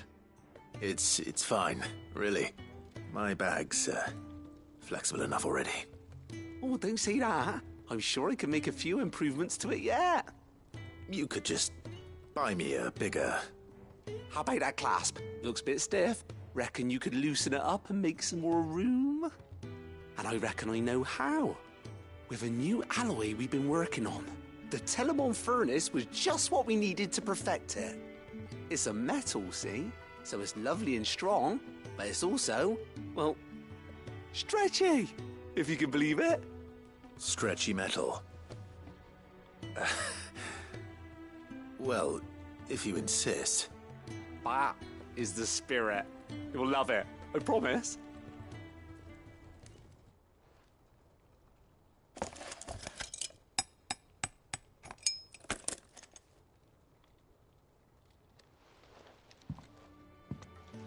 So, what do you reckon?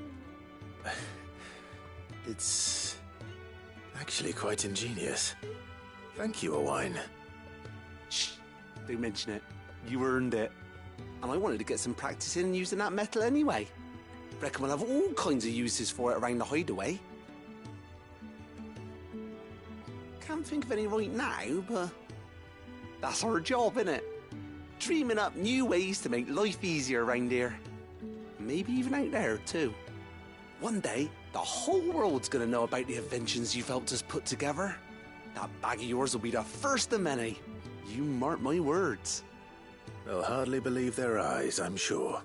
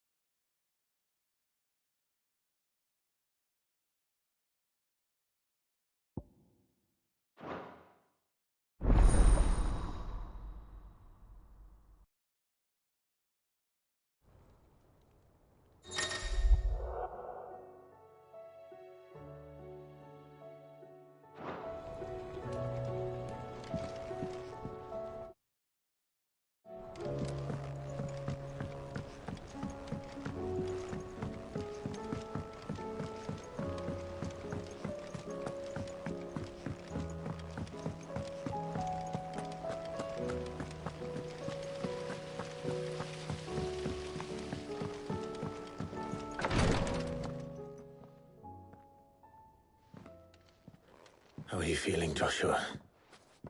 Better than I was. But not nearly as well as you should be. Your cuts and burns may have healed, but your body still bears the burden of every spell cast. And what would you have had me do? It was no ordinary foe we faced. It was the Warden of Darkness. Yet still, it was not enough. The king could have ended me at any moment, but instead chose to toy with me like a curl does a mouse.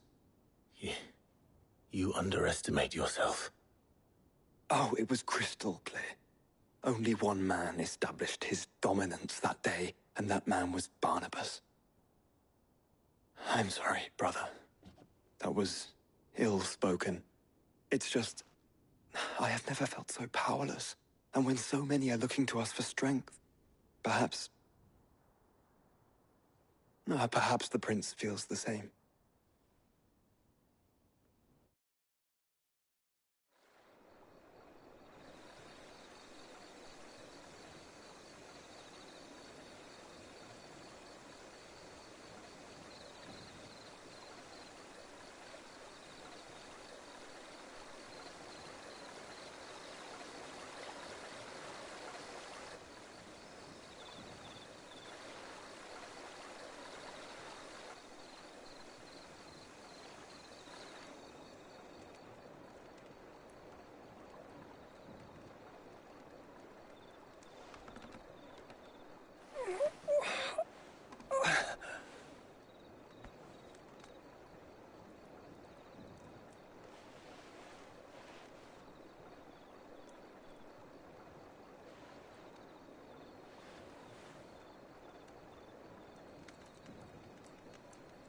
What is this place?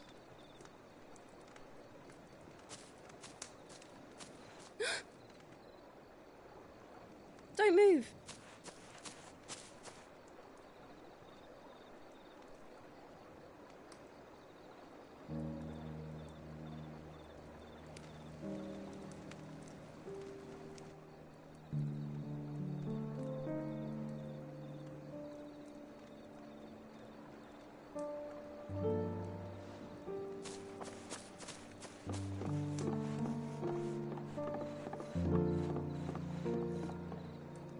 Here, it's fresh from the well.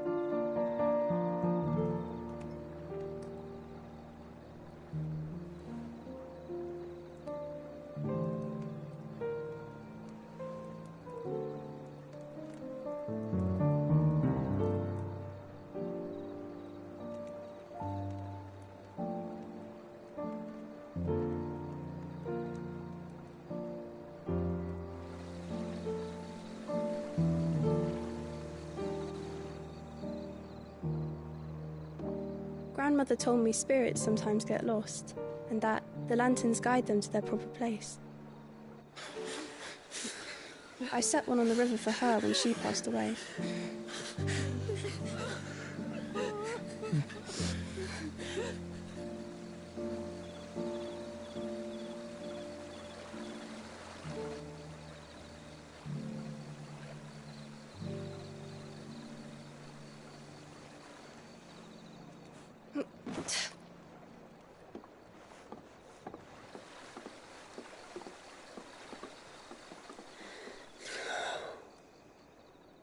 The fiend works from the shadows.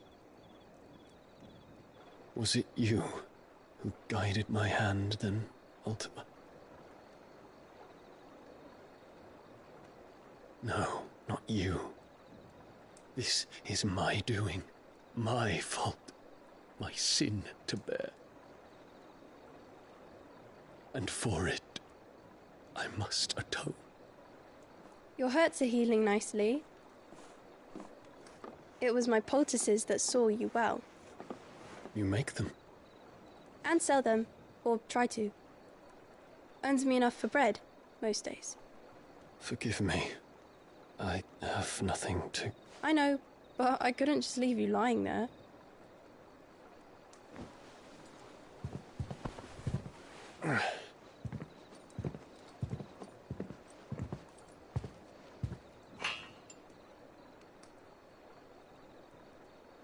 You're going then? Of course. I'm healed.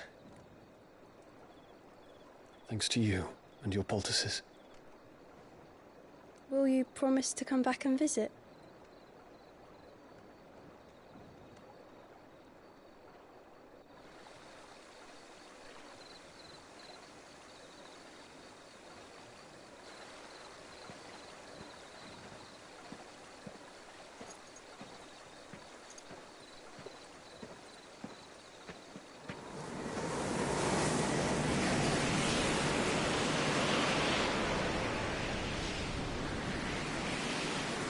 Well, Phoenix, it would seem that I owe you my wings.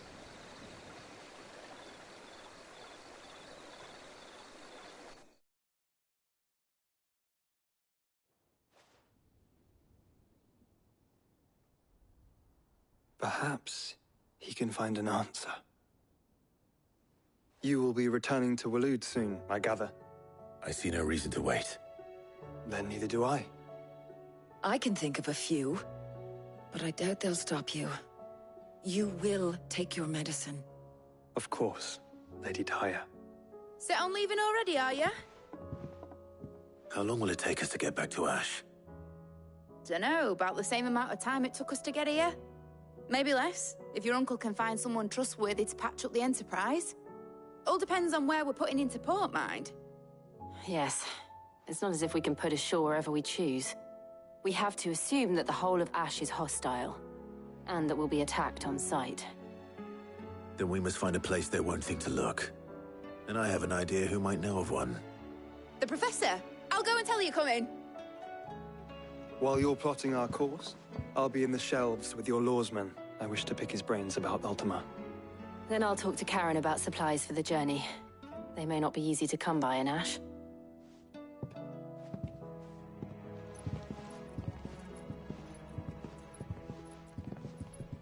Your brother's body won't take much more of this recklessness. You know that, don't you? I do.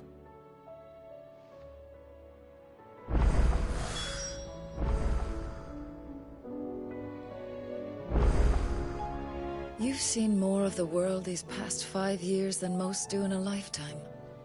It's a shame you never had a moment to enjoy it.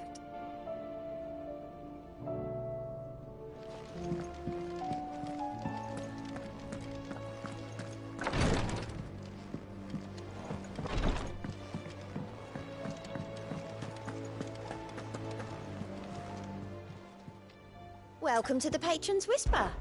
Come to claim your just desserts?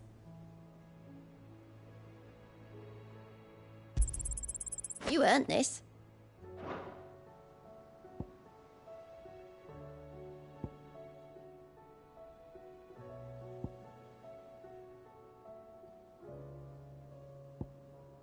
Best of luck out there, Sid.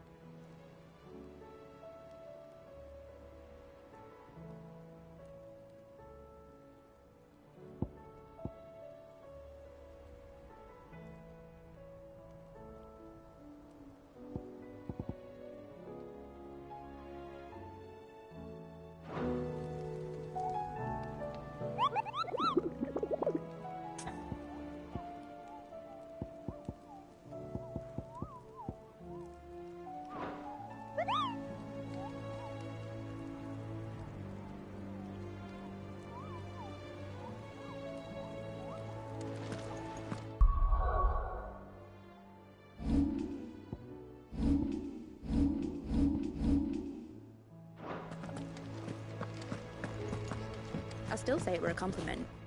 Say it all you like. Ah, Clive. I was wondering when you'd arrive. Please tell me you've come to take our young prodigy here off my hands. I'm not here for Mid. I need information on Ash. Then why not ask Molly if you can look in one of her ovens? Go on. As soon as the Enterprise is ready, we'll be setting out for Drake's Spine. And we're going to need a safe place to land. Preferably one that won't see my ship blown to shit and splinters. If it were that easy, do you think Waloed would have resisted invasion for so long? Very little is known of Ash, and the information we do have is spotty and outdated. We have the good King Barnabas to thank for that. Waloed's borders have been closed to outsiders since the day he seized the throne. If there is anywhere safe to land, you won't find it on my map. Then tell us what we will find. I'm sure you know better than we do.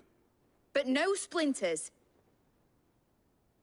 All right, if it will get you out of my hair.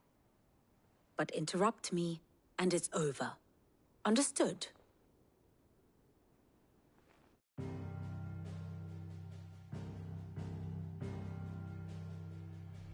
Barnabas Tham, the one they call the Last King. Understand him, and you will understand the kingdom of Waloed.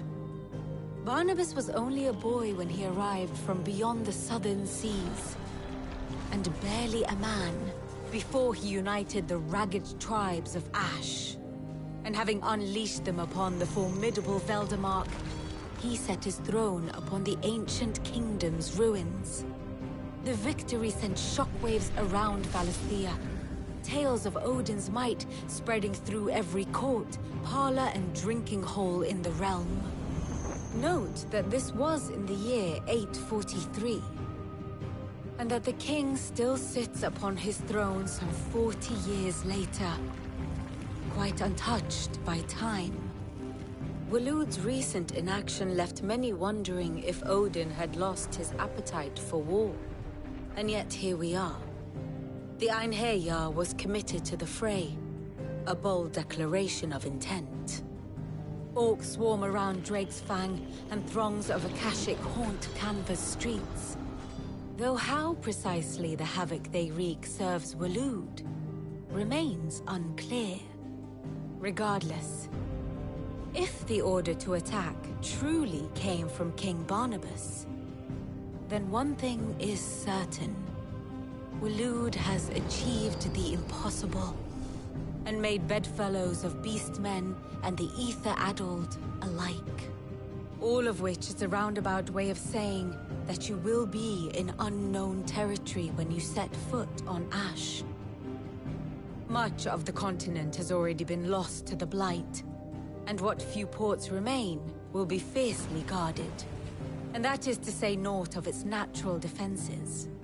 Offshore currents will cast an ill-equipped ship out to sea one moment, and dash it against the rocks the next. But then the Enterprise is anything but ill-equipped. And Mid has made land there before. Now, if only there were someone with an intimate knowledge of the Shadow Coast, and where a daring gentleman might put ashore.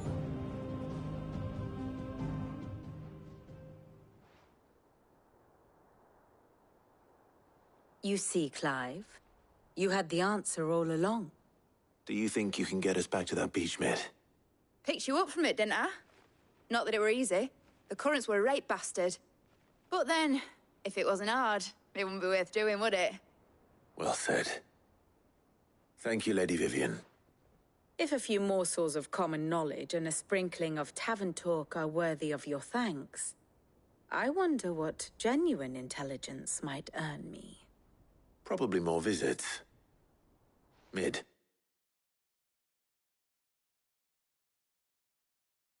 I need everyone in the ale hall now. I'll fetch Joshua from the shelves. Aye, aye, Captain.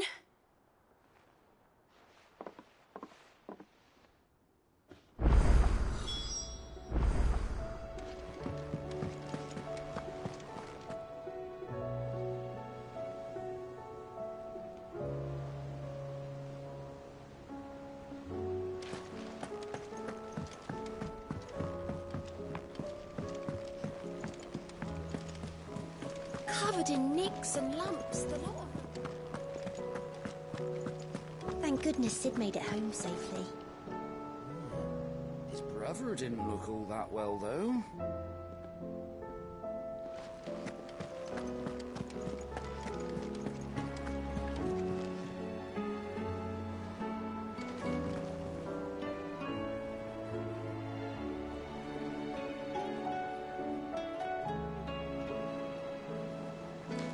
Karen says she'll provide what she can for our voyage to Ash, and has even agreed to forgo payment. Until our return, that is.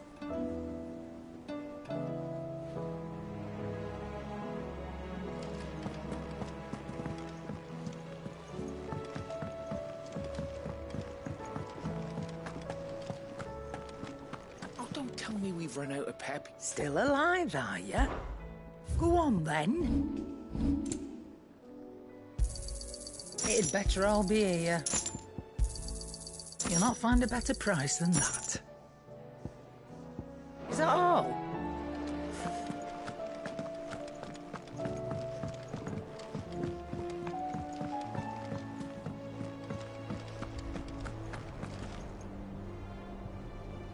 Karen says she'll provide what she can for our voyage to Ash, and has even agreed to forgo payment. Until our return, that is.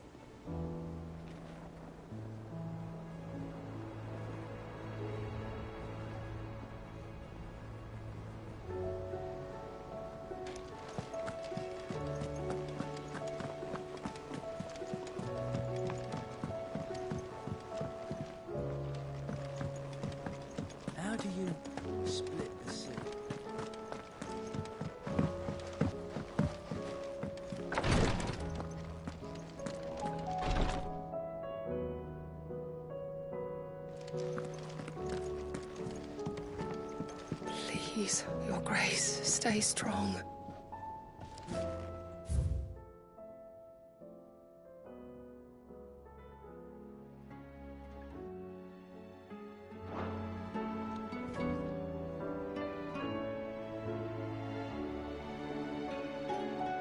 Ah, my Lord Marquis.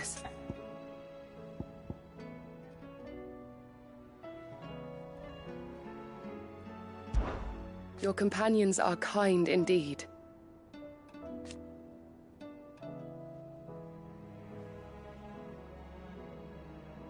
I must admit,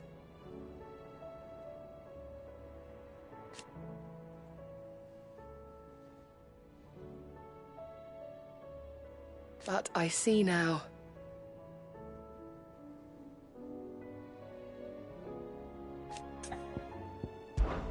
It was the greatest honor of my life.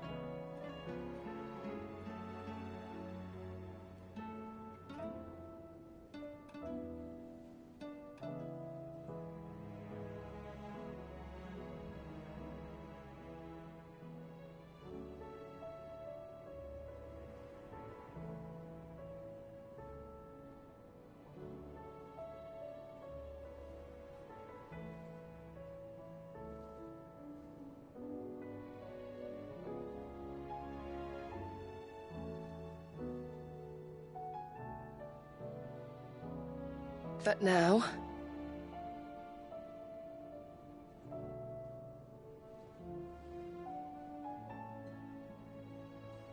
so I bid you.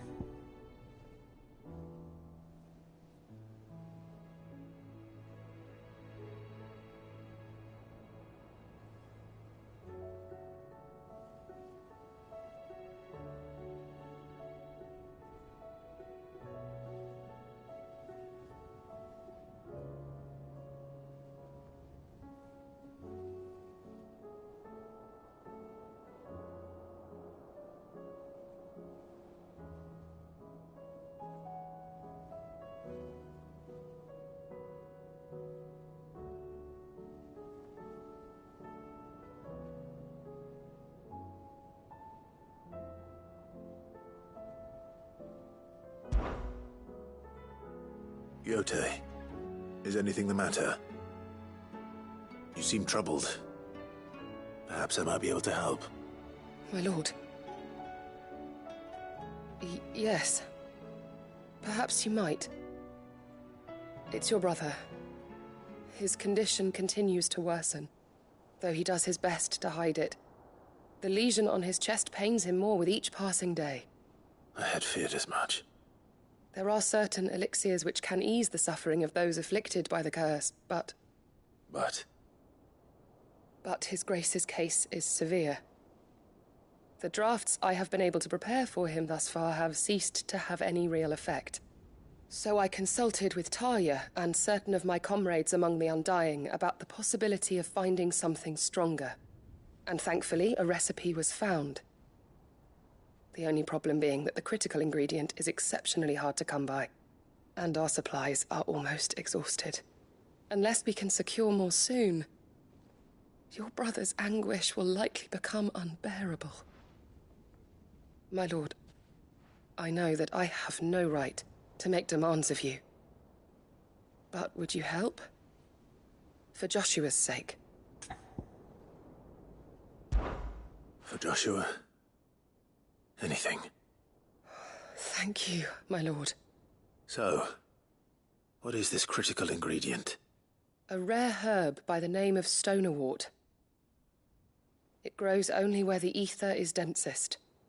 The vigor it stores in its stems helps to counteract the curse. We discovered a patch near the aqueduct in Rosaria.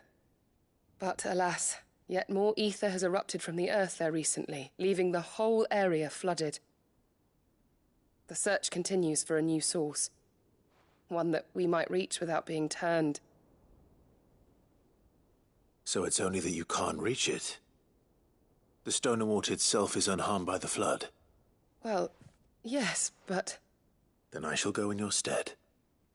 But, my lord... You've yet to find another source, correct?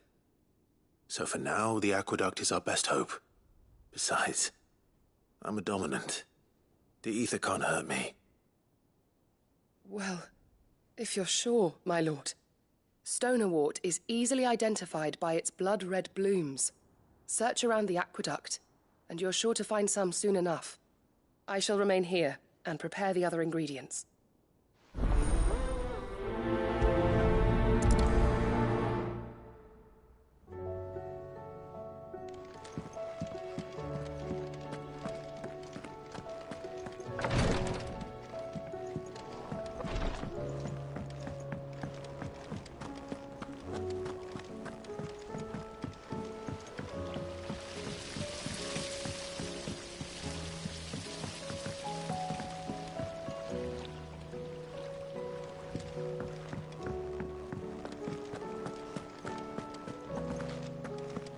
You need anything, you just ask.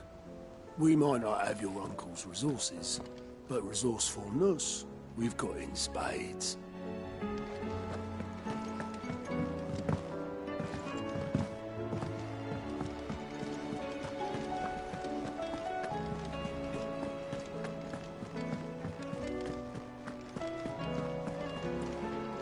Thank goodness Sid made it home safely.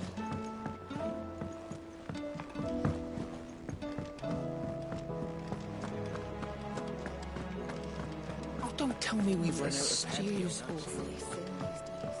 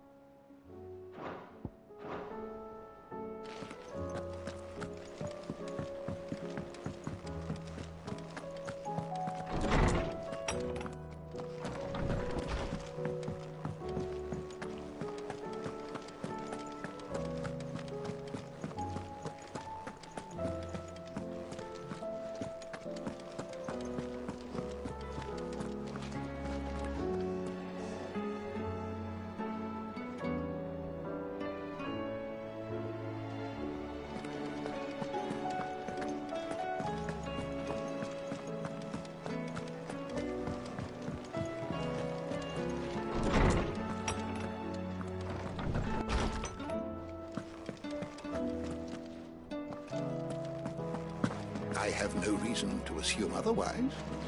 Well, then that change... Clive, you must listen to this. Lawsman, tell him. Do you recall when we spoke before on the divinity of Ultima? Well, it inspired me to delve deeper into the subject.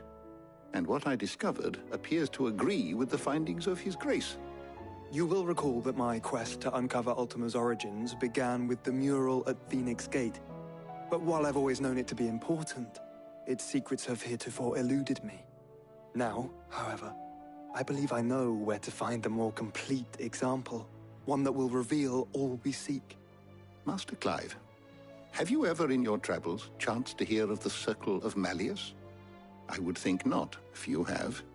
But there was once a time when the faith flourished, the oldest known religion in the Twins, and though its popularity eventually waned on Storm, hints of its dogma remain embedded in more modern faiths such as the Crystalline Orthodox. Wait, you said it waned on Storm. What of Ash? Religious monuments are often torn down or repurposed when new faiths rise to prominence. But if no new faith arose, then perhaps the ancient temples might still stand. And so, you see now why I must accompany you to Waloed. It would appear the past still has much to teach us, though in this case, it would not have been possible without the musings of Moss. To think that you carried a copy of my old mentor's chronicles all along. I am relieved to discover it in good hands. I shall guard it with my life. Joshua, if you're finished here, join me in the ale hall. I need to speak to everyone before we leave. Right away.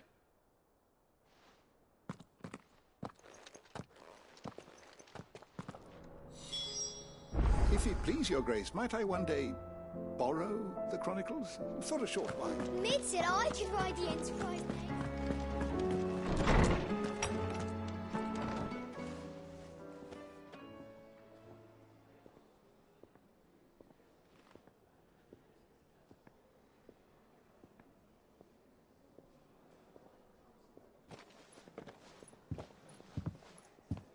My apologies. By now you've all heard where we're going and why.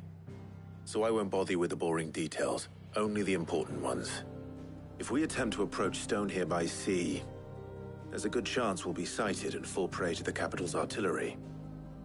So instead, we'll disembark on the southwest coast and make for Drake's Spine on foot. I say we, but it's highly likely the entirety of Ash is under the rule of Ultima. A large party would only attract unwanted attention, as well as slow our march and require supplies which may be difficult to obtain. Only Joshua and I will be going. And a scout. Preferably a good one. Gav, do you know of any? You bet your ass I do. Might still borrow some of Lady Vivian's maps, though. Just in case, like. Once you've dropped us off at the Shadow Coast, you need to retreat into neutral waters, fly merchant colors, and stay inconspicuous. If you sense any danger at all, you leave us behind and return to Storm. Inconspicuous is my middle name. But like hell am I leaving anyone behind. The ship ain't going nowhere till your scurvy mugs are smiling on deck. Jill, the Enterprise will appear a tempting target for royalists and pirates alike. You're to stop anyone boarding. Don't worry. I'll keep the ship and her crew safe. You'll be needing passage home, after all. But... very well. If there are no questions, I'll see you all at the docks.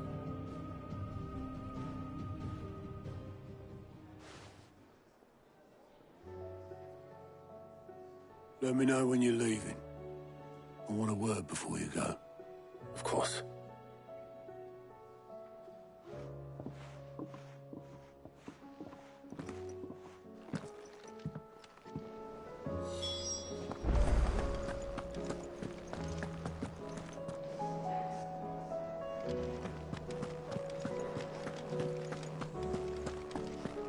Oh, don't tell me we've run out of Papio nuts and all.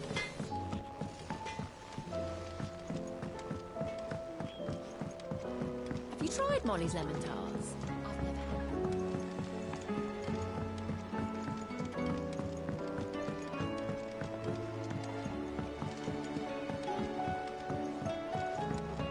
Canva lost. It can't be true. Miss, can we read Miss Editor's story for us?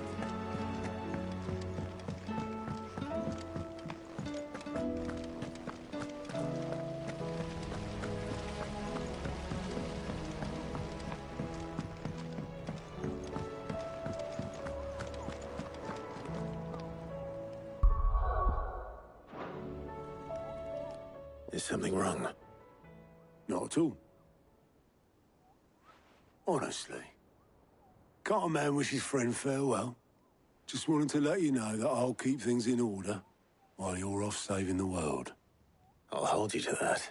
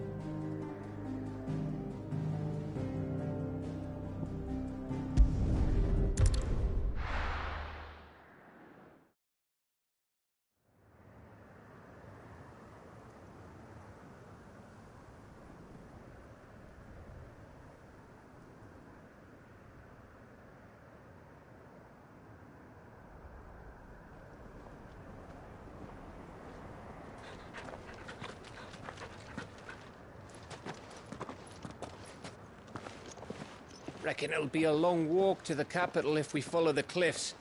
I'll scout ahead, see if I can't find us an inland route.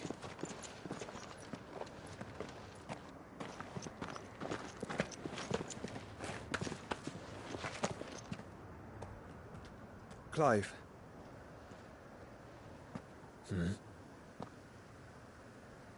There's something I've been meaning to ask. You took her icon, didn't you? Yes, I did. She understood.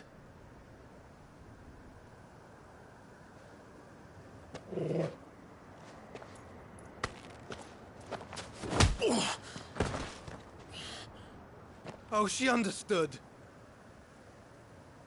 Understood that you decided to save the world all on your own, and that you'd die without her power. How dare you make her choose?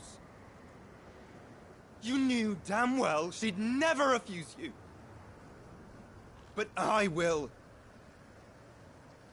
You can't keep pushing us away, Clive. The world is ours to save, not yours.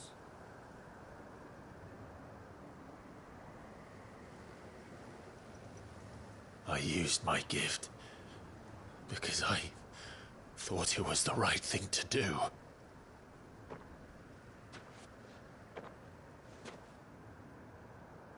And you truly believe this will save you? Will save us all? I do.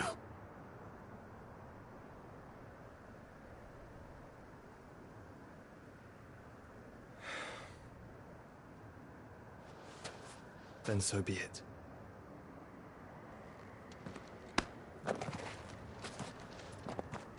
Just don't forget, you're not alone.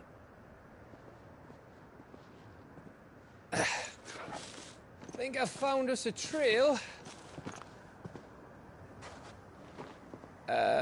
Did I miss something?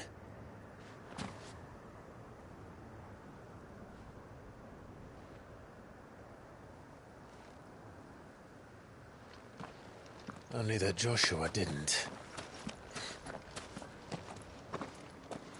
I don't get it.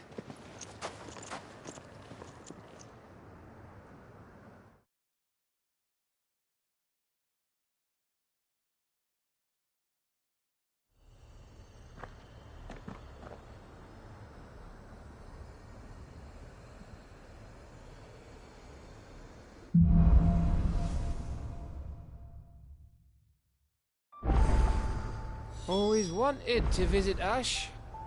We're in Waluda territory now. Don't expect a warm welcome. Oh, I don't know, Clive. That castle over there looks inviting enough. Shall we sample its inhabitants' hospitality?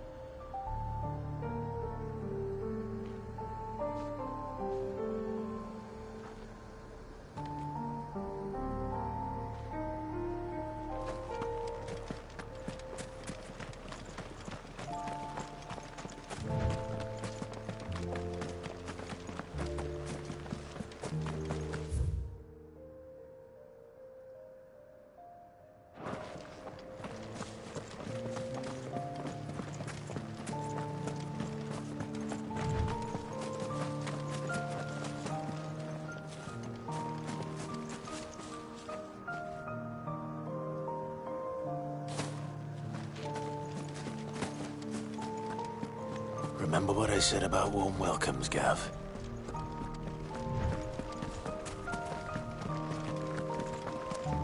This place is as dead as Grieger's ghost.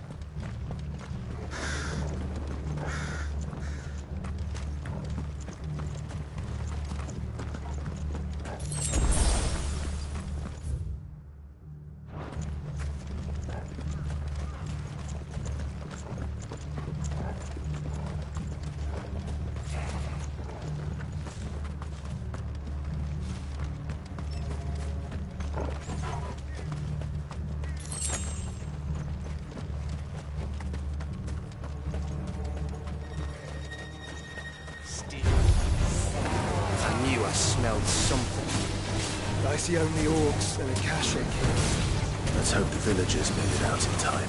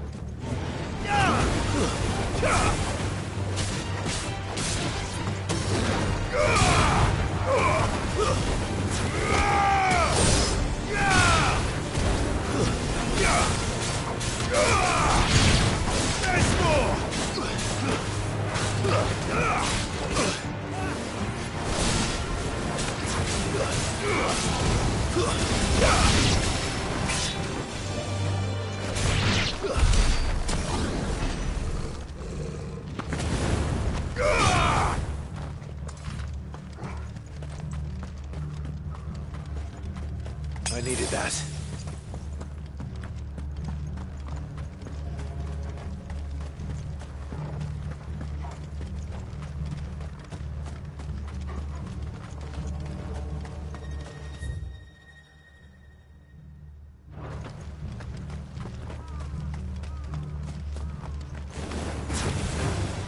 Time to fight.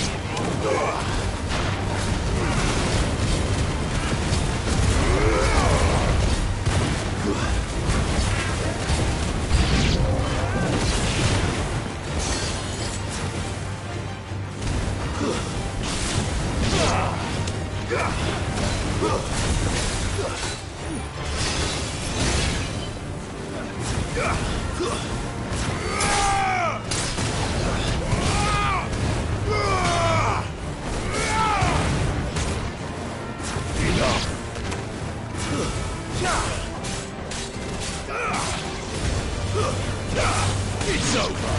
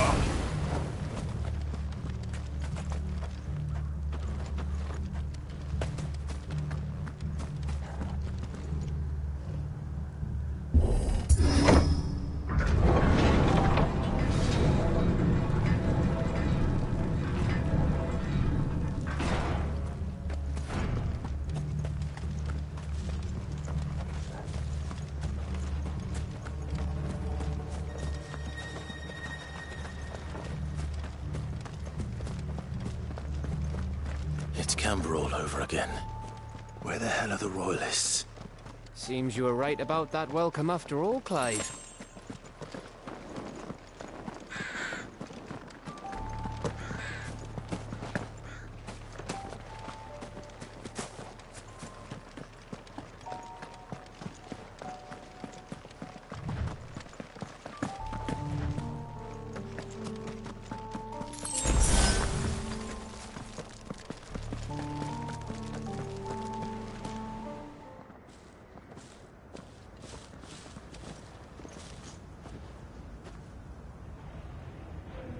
Aye, aye.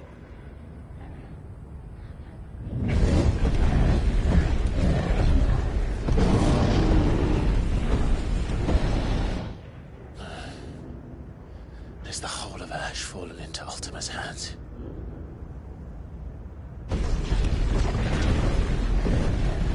That's no peace delegation. We should send a warning to the others. No. My uncle will have an eye on the coast. I trust he'll find a way to entertain any uninvited guests. Our mark is Drake's Spine, and there's a lot of road between us and it. We press on to Stone here. Aye, you never know.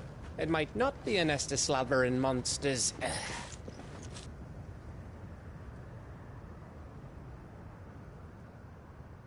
Clive, you must go on ahead without me. This stronghold is as old as Phoenix Gate, perhaps older. It may yet hide Ultima's remaining secrets, and if we are to best him, they must be unearthed. All right.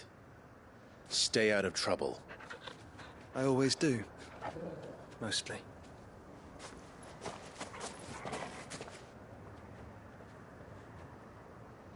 You sure about this? About leaving my brother on his own. Of course. Mostly.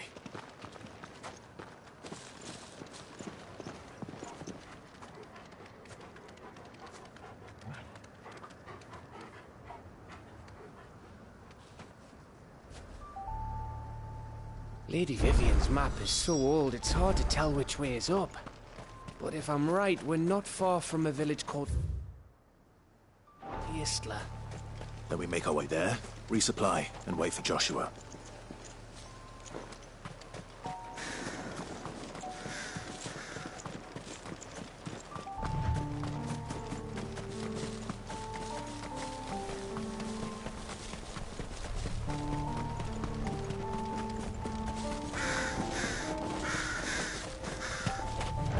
Ugh, this place reeks like a moguls arsehole.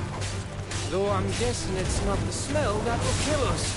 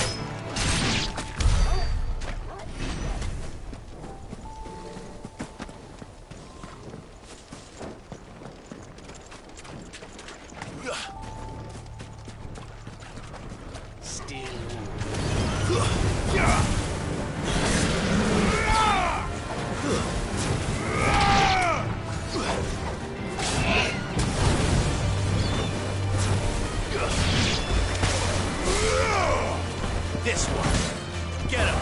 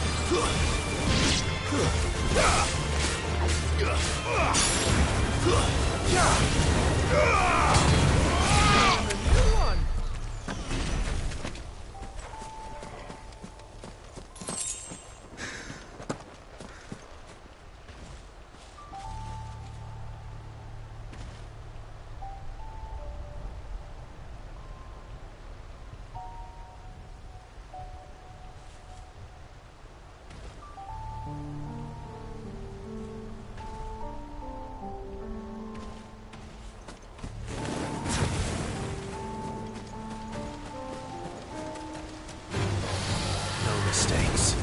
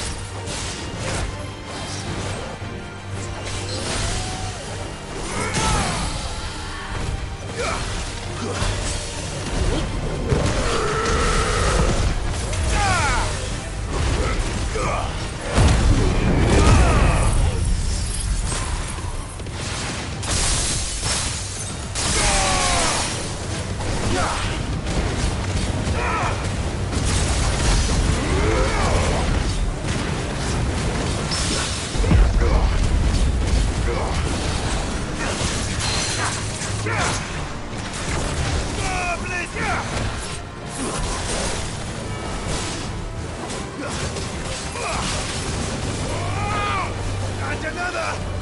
Too slow.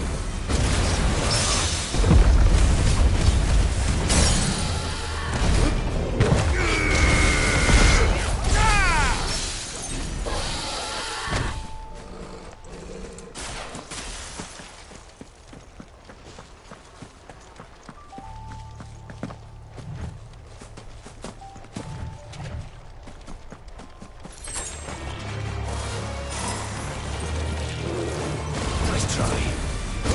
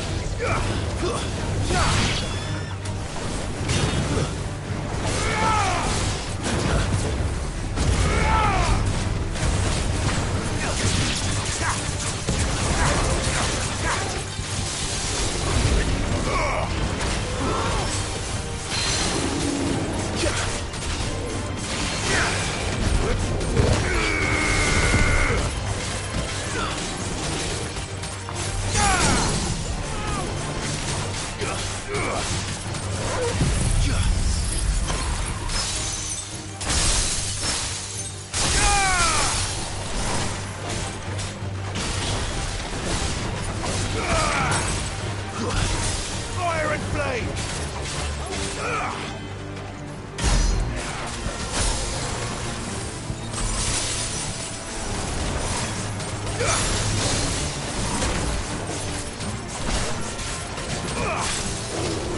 Too slow.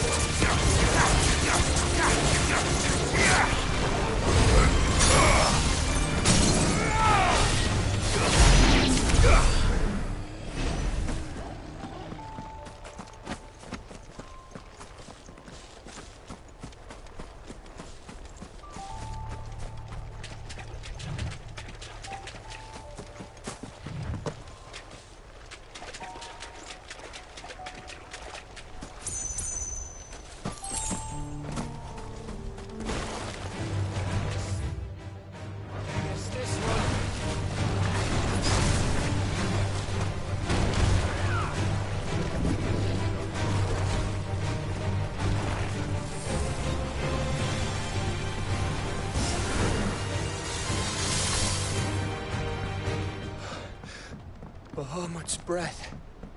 Don't look down, Torgal.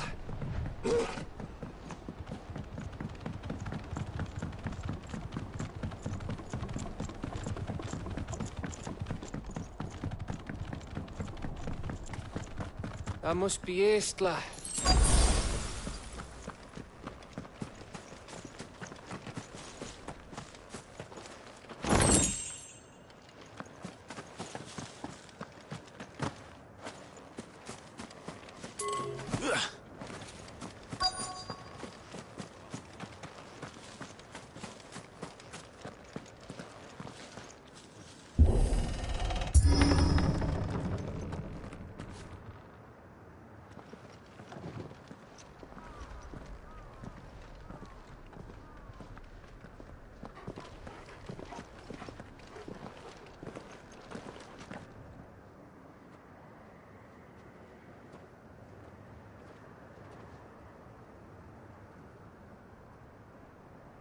What do you think, Clive?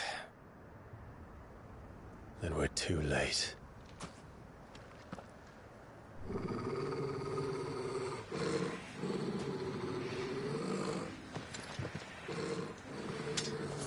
Damn it. They're all turned. There's nothing we can do. I wouldn't say nothing. No quarter down! No quarter!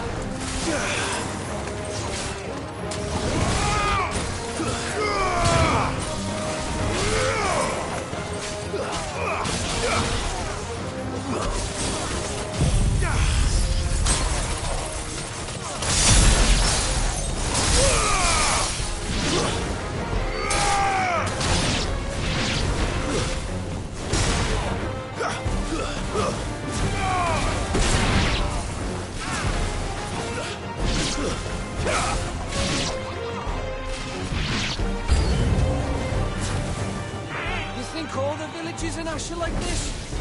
A question for later, Gap.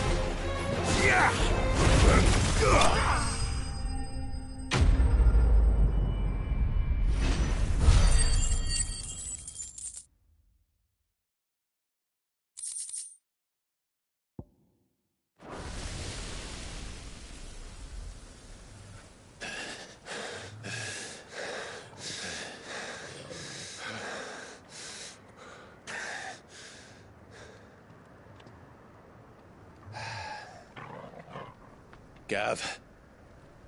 Gav! Don't tell me there's more of the bastards. Oh, fuck.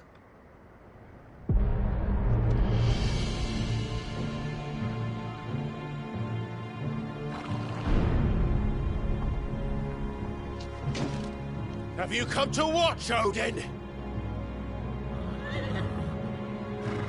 Bound for Stonehill. Good. My master awaits you in the capital, though I cannot allow you to attend him in your present state.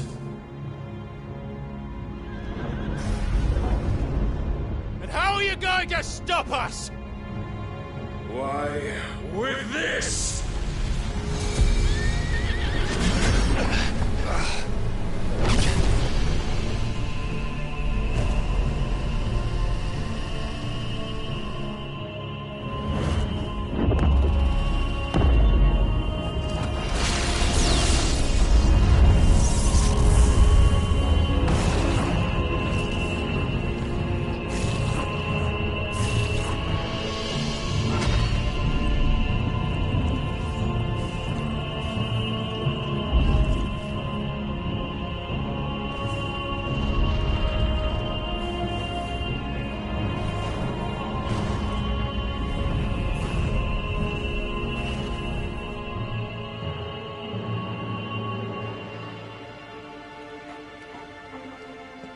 What did you do?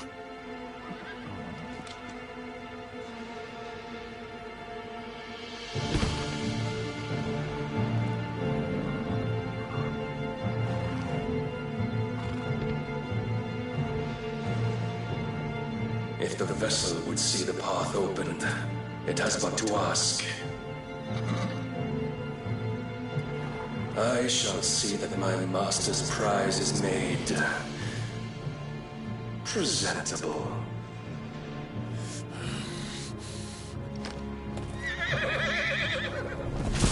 Shit! No!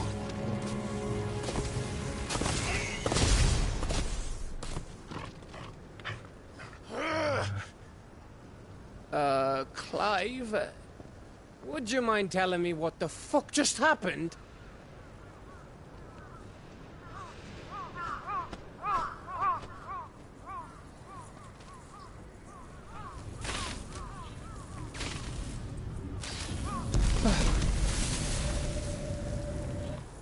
Oh, you've got to be. How are we supposed to get through that? We seek an audience with the king. If His Majesty wants me to come and ask him, then that is exactly what I'll do. Before you go practicing your petition, we don't even know where the fucker went. How about we cool our heads and think this through, eh?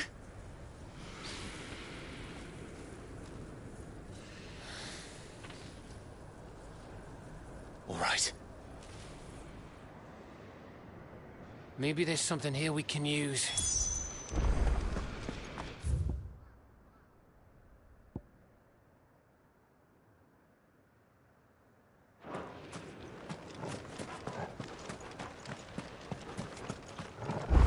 I thought we got them all.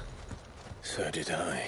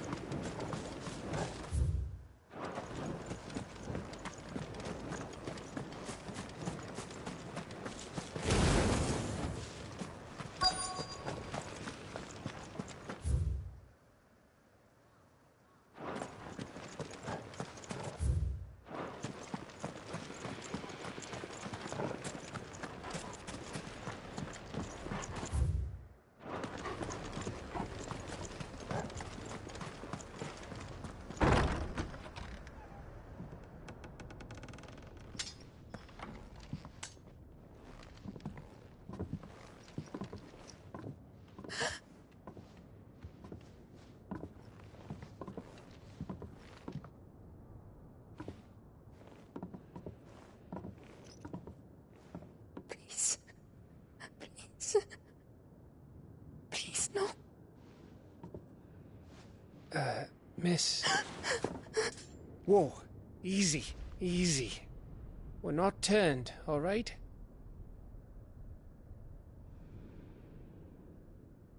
Who?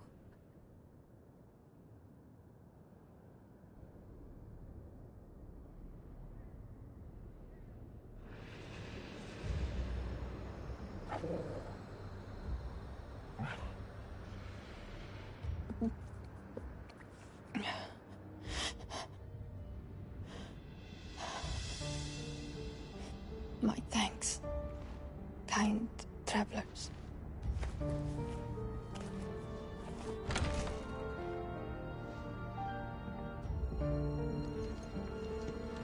Edda, forgive me for asking, but what went on here?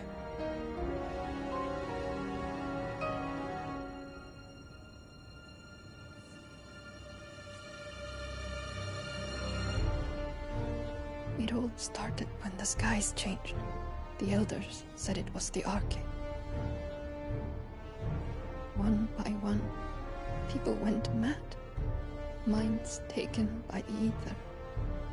Till only I remained. By then, I was too far along to run. And then the nights came. And I didn't know what to do.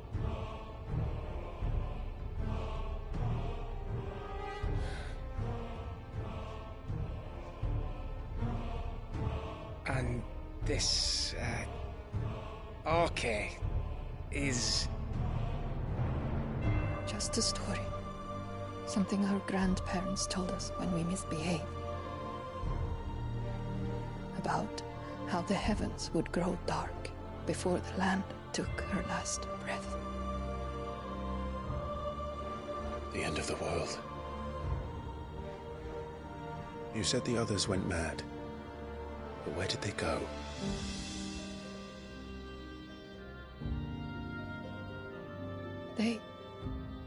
They all left. Drawn east to the tower, to Reverie. The elders, the healer, the blacksmith, my husband.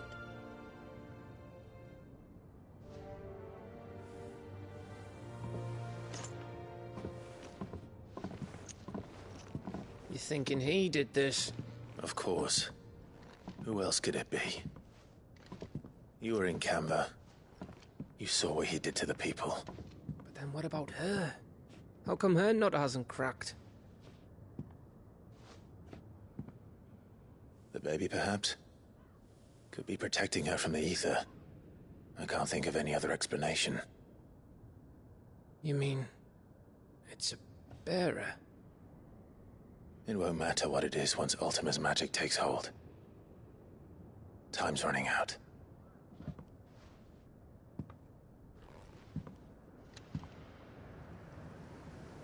This tower. That's where we'll find the king.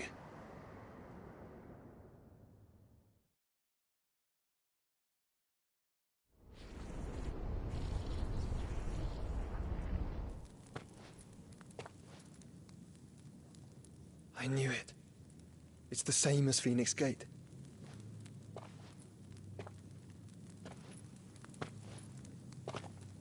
Which means at the end of these stairs should be...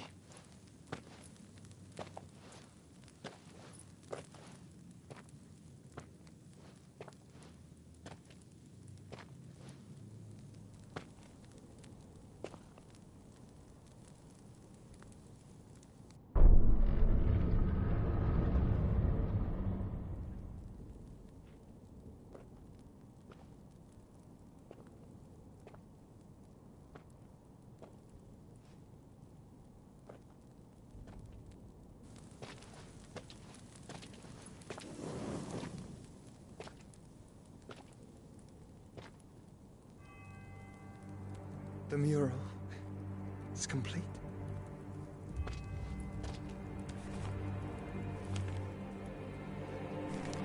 Ultima and this vessel, Ifrit. Garuda, Ramu, Shiva, Titan, Bahamut, Odin. Even Leviathan the Lost is here. But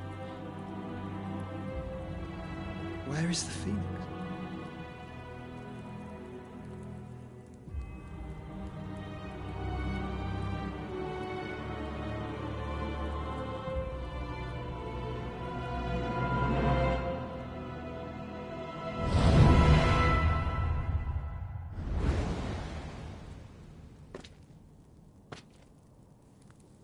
By the Founder.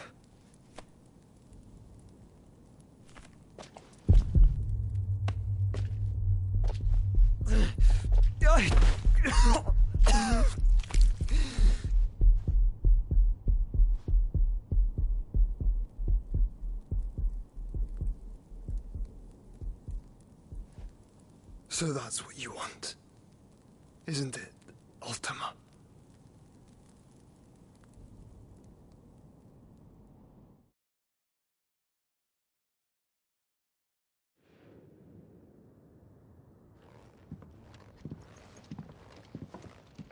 So that's how it's gonna be then? I'm not asking, Gav. I need you to stay with Edda. What? I must do this alone. If I don't return, you're to find Joshua and make for the Enterprise. Understood? Aye.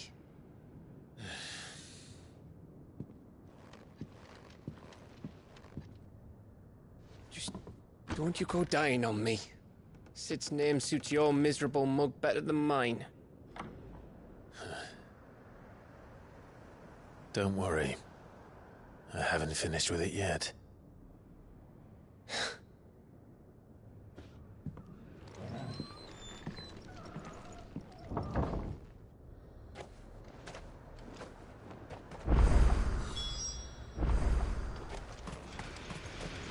If Barnabas is controlling the Akashic, then wherever he goes, they'll follow.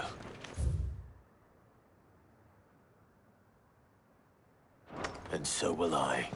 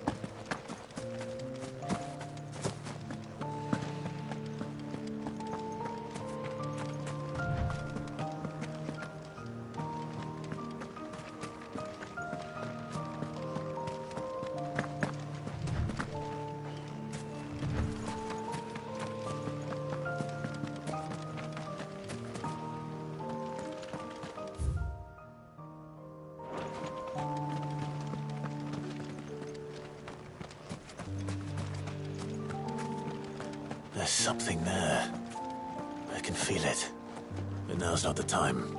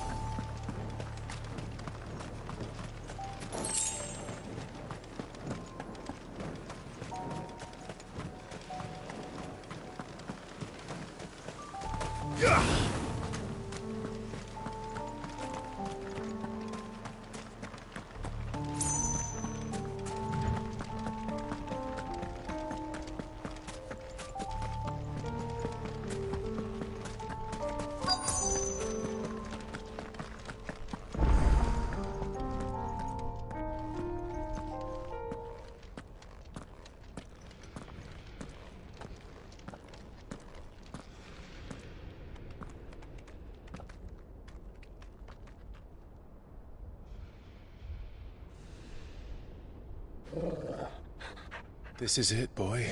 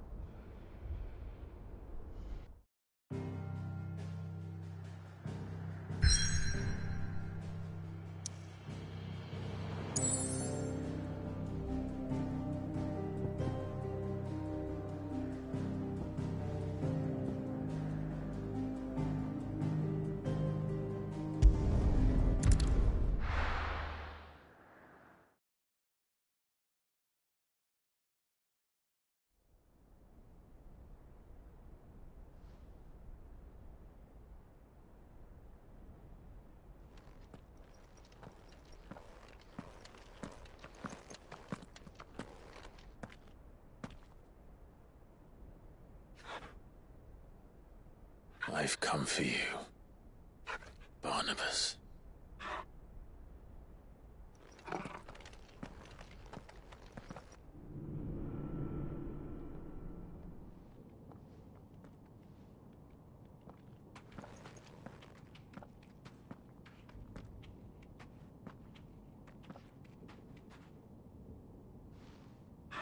Stay close, Torgal.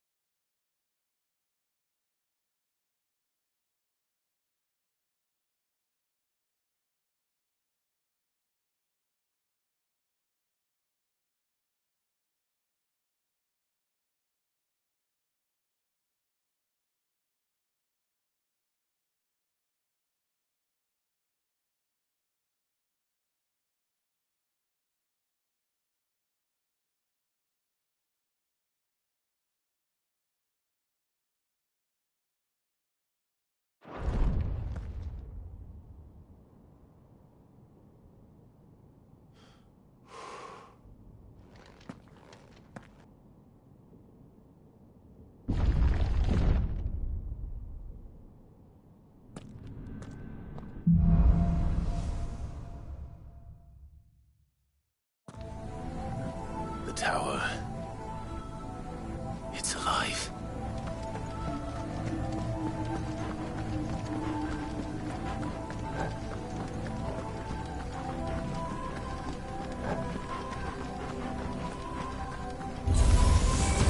More echoes of the fallen.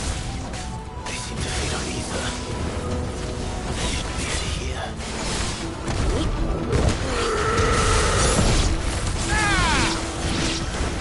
There's more!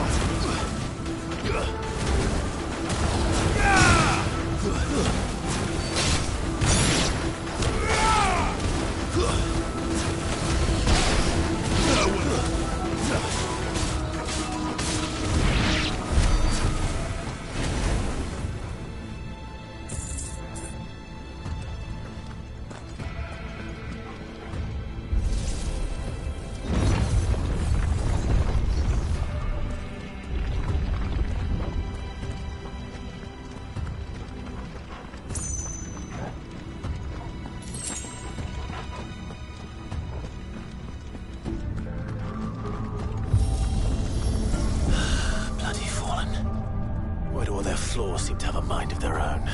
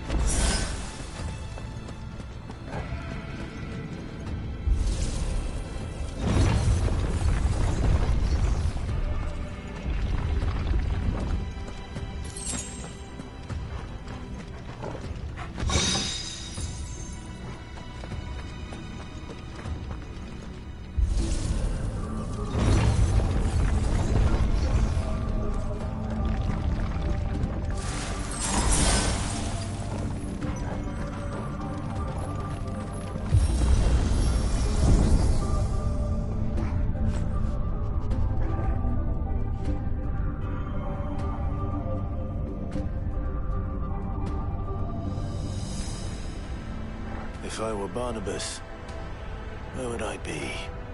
The top. So I could look down on the world.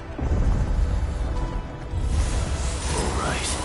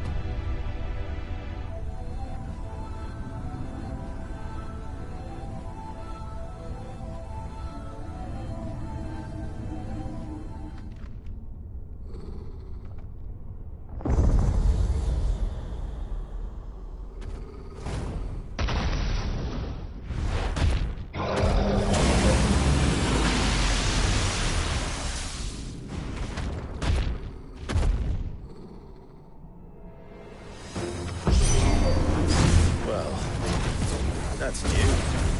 Though I expected to pull like all the rest.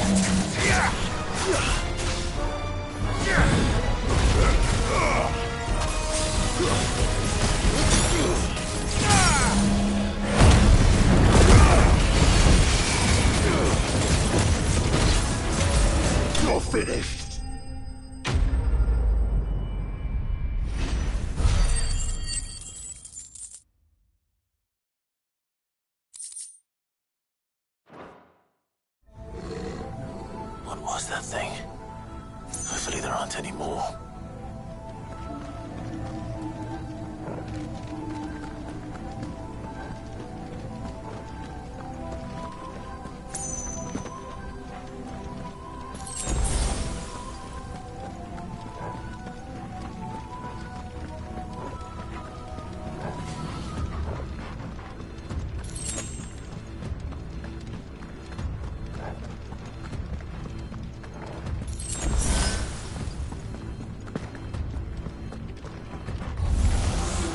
You know what to do, boy.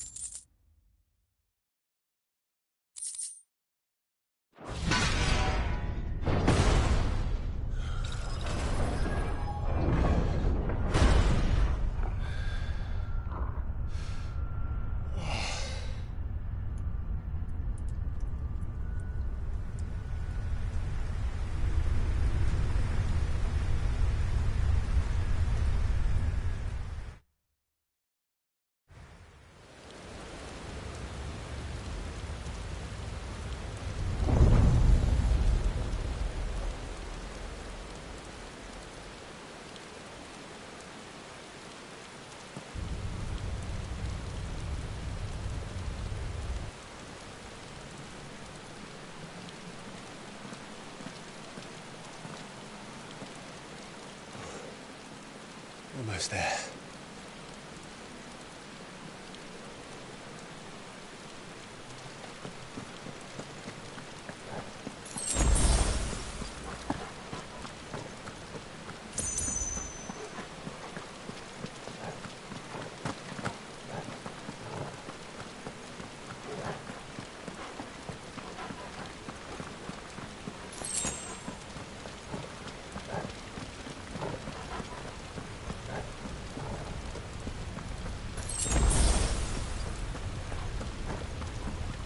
He's here.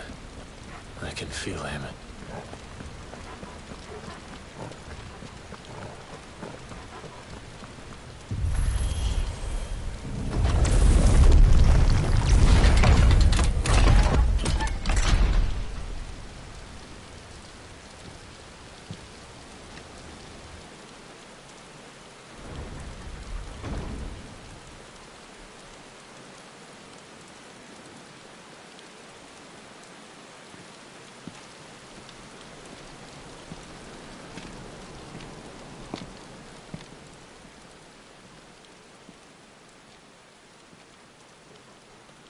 Why?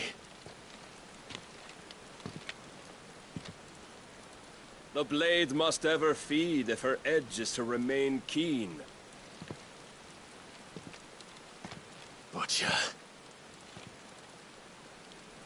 What care you for these worthless creatures? They are nothing. Weak from the moment of their conception, ever longing for power not theirs to command, they turn unfailingly upon themselves. Like sheep, they roam in filthy flocks, eager to trample those few gifted a fleece of gold. Or that they might feel contentment with their pitiful existence.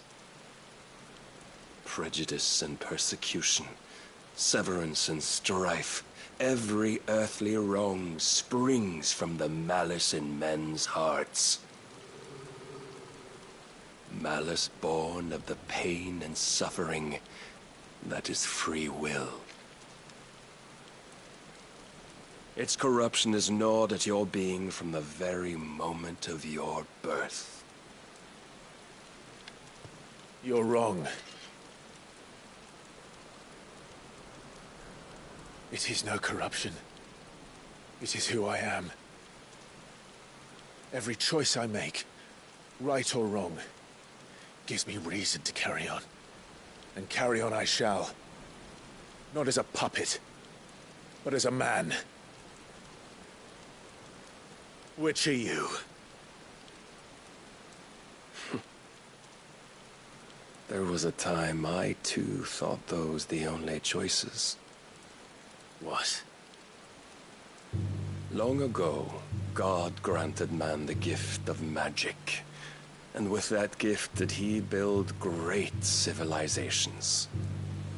Yet over time, man lost sight of the gift's true meaning, stepping from the path of shared prosperity to one of avarice. He abandoned his creator for sword and flame, and through his folly, beckoned the blight. Yet, there were those few who refused to turn their eyes from the heavens, and they prayed to God that he might lead them back to righteousness. And the Lord, he did answer. Before the worthy shall the gates of paradise open. And so did I spread my arms to the ether, and cast my soul upon its gentle waters. I gave myself unto him.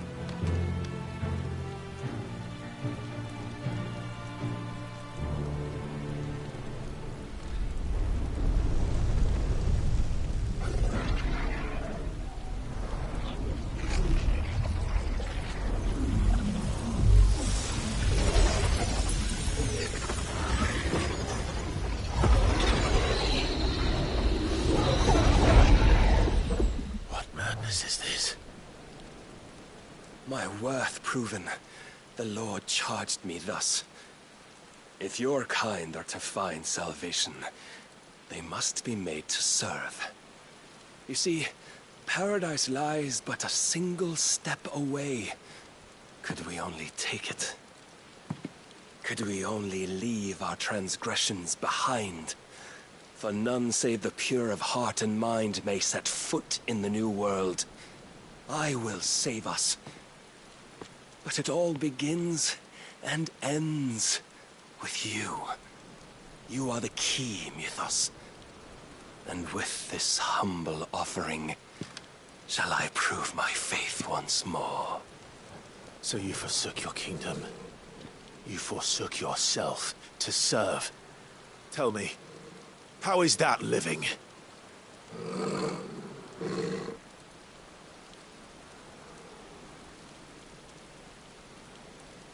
What you seek to provide is not salvation.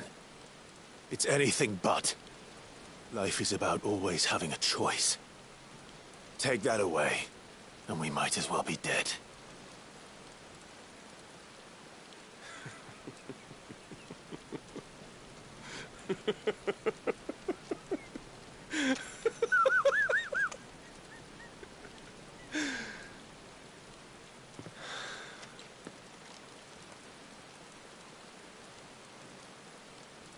Very well. Come then. Show us the strength of your will. It's not the strength of my will that should worry you, but the weakness of yours.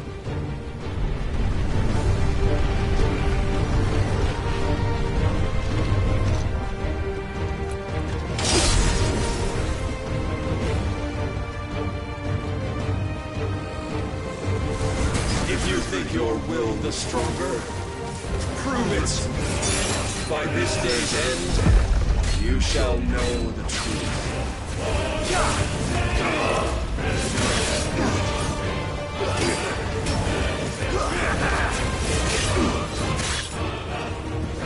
I tire of this.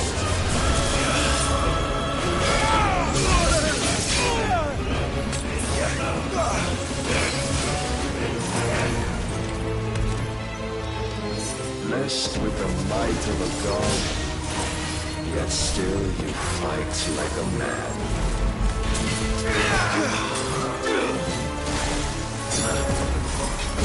Must I show you?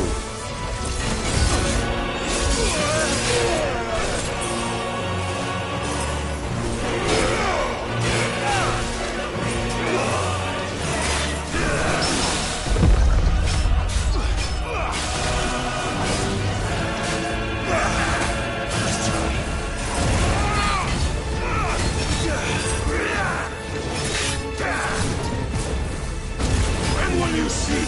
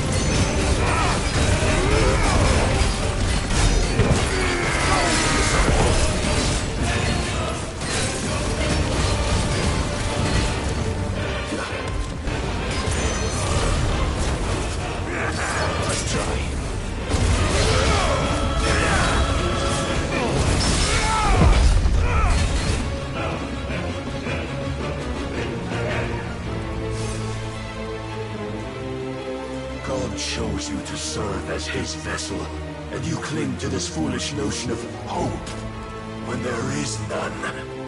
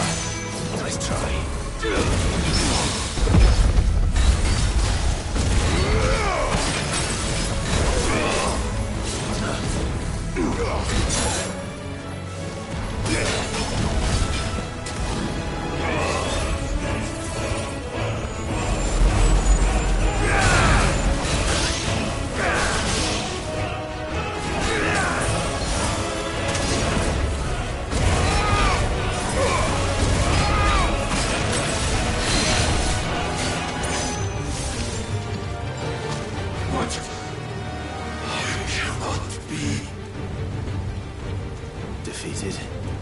You admitted defeat the moment you turned your back on us. When you turned your back on the truth, Barnabas. We are not as weak as your God believes.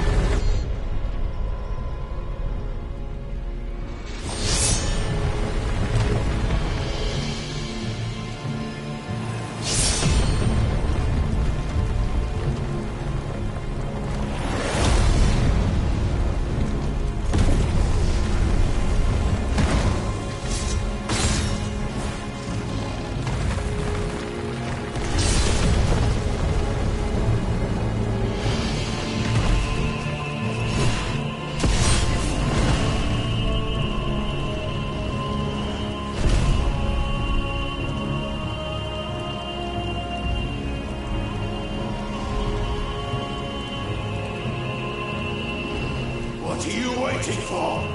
Men know nothing of strength.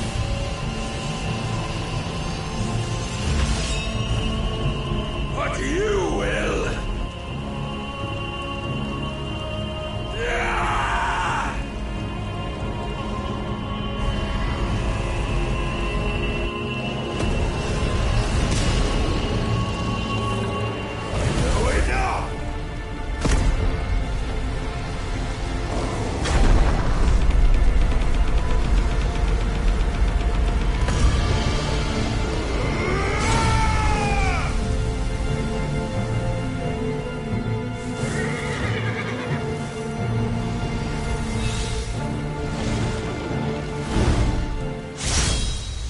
You dare!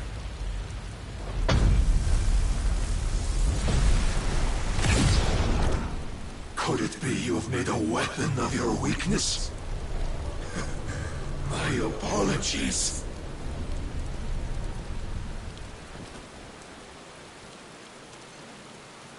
You are not the fool I took you for. And so it ends. No!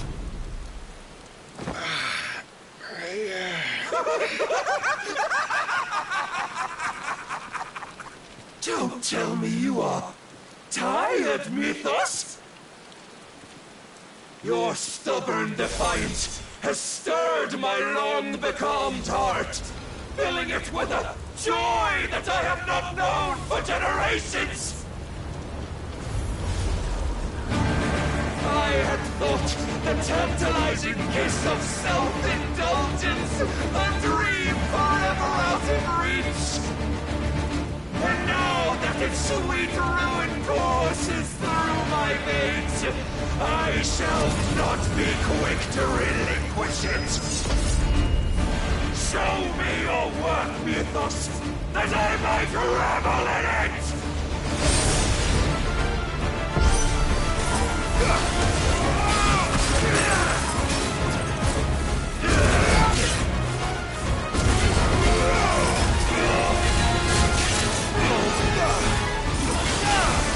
I'm tired!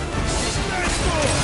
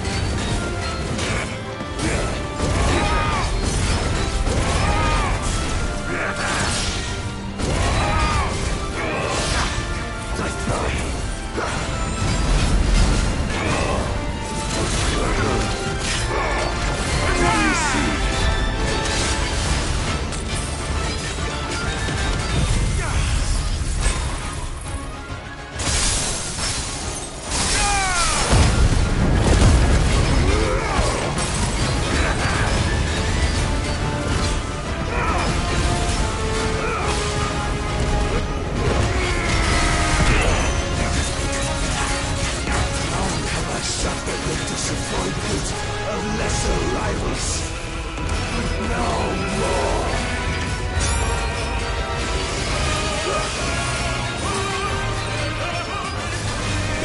Oh, my constant congregation, salvation is come.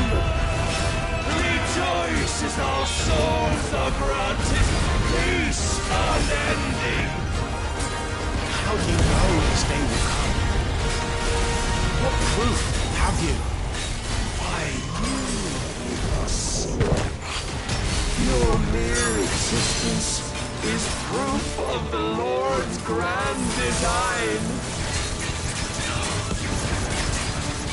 I'll never serve your God!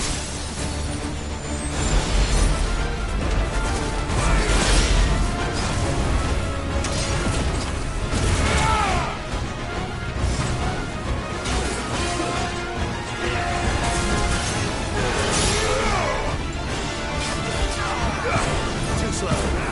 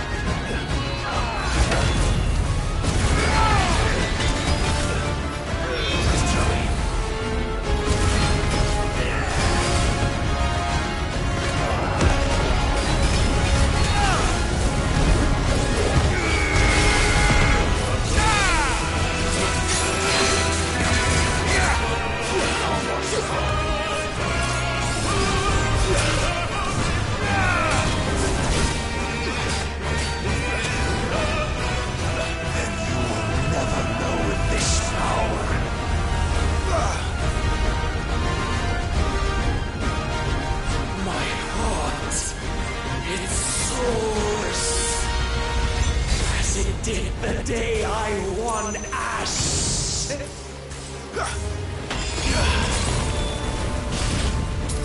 Since then, many have sought my crown, Mythos, but none could wrest it from my head.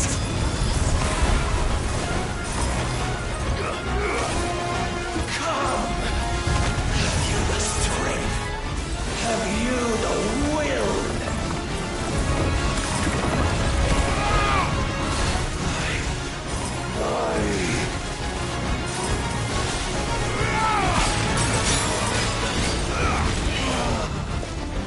The rapture! I am yours, Mythos. Claim me as your prize!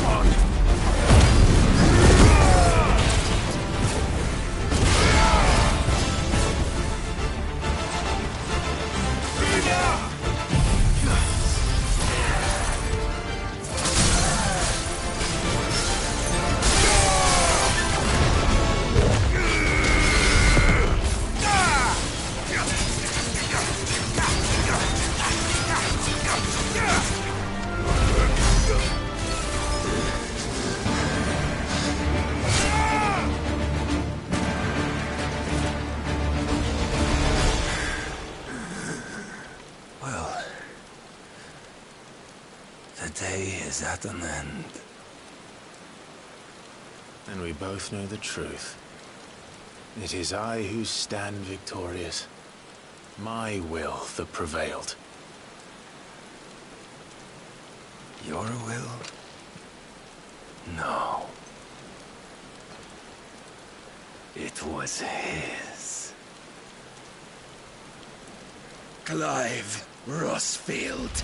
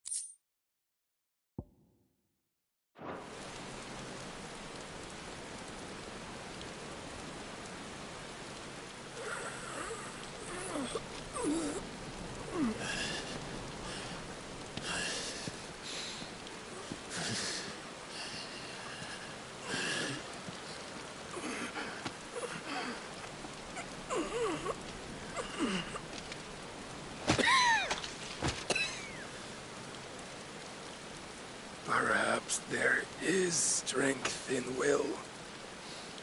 Would that I had not relinquished my own.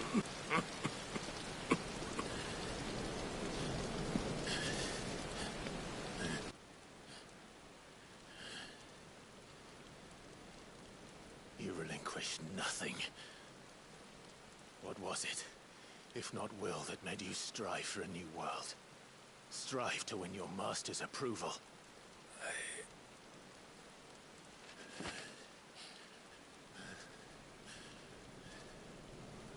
You were shown a fantasy, and you chose to believe it.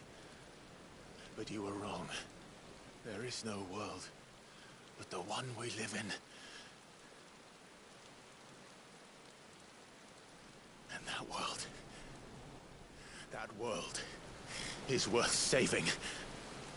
Even if it means killing a god.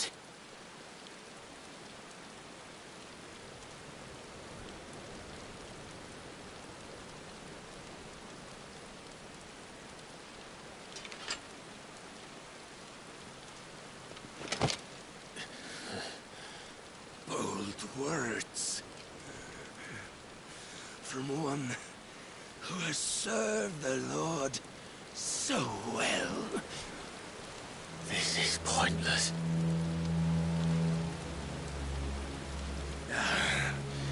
But I almost forgot. I promised that I would make you presentable. Did I not?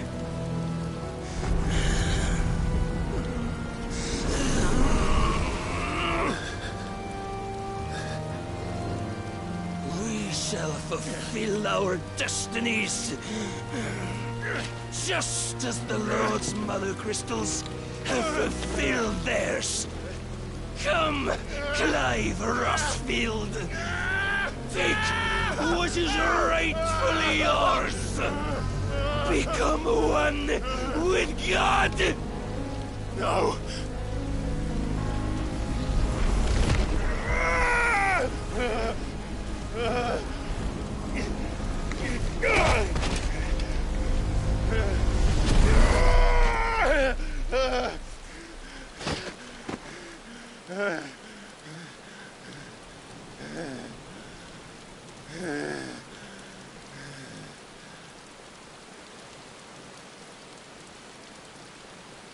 At long last, salvation. I'm coming home. Mother.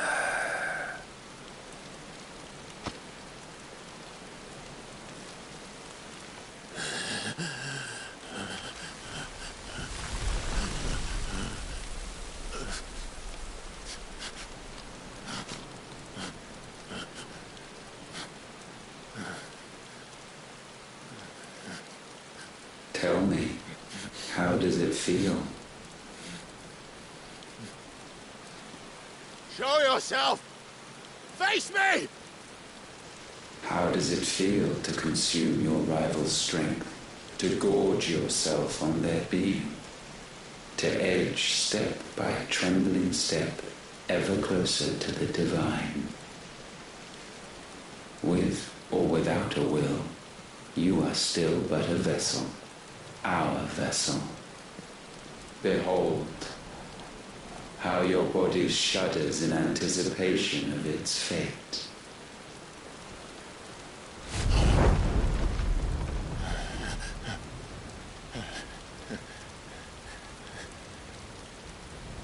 Oh, it's not yours yet. No. Come then, O wayward child. We shall await you upon the back of the first worm. There all shall end and begin again.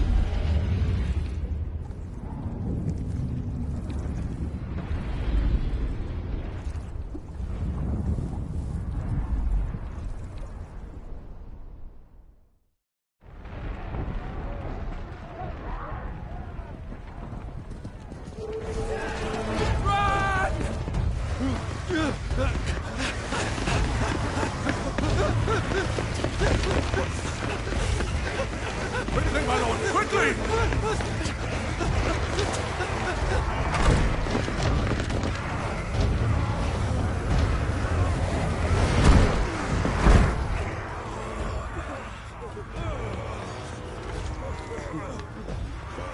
Why the hell is my city crawling with a casting? Don't ask me, ask them! Since when was Eugen Hamel want to hide when there was a fight to be had? Since they stripped me of my rank and banished me from the battlefield. Now I'm stuck wiping the backsides of this one while the city burns and my wife tells off with a man half my age! And then you turn up! What the hell are you doing here anyway?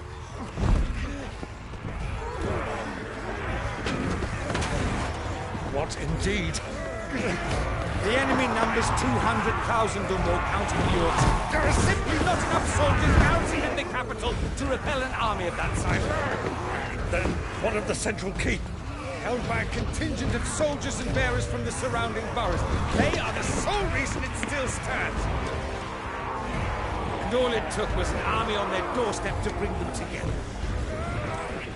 The prospect of death does put things into perspective. Perspective. Perhaps it's what we've lacked all along.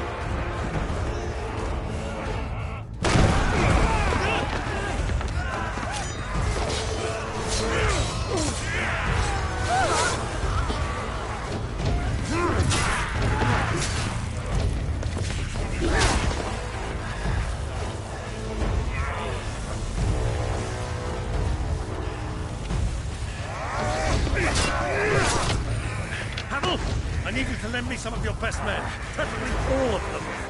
My best men? Does it look like I have any more? I admit this might not be the most convenient time, but my nephew's in trouble, and I may have already promised him your help. Your nephew, the outlaw? Never! My soldiers have better things to do than die for nothing. Then you and he are of the same mind. I fight for the opposite. He fights for a world in which we shouldn't have to live and die for nothing! And he fights today to give us all a chance of a better tomorrow! Be that as it may, a handful of men cannot stand against a kingdom!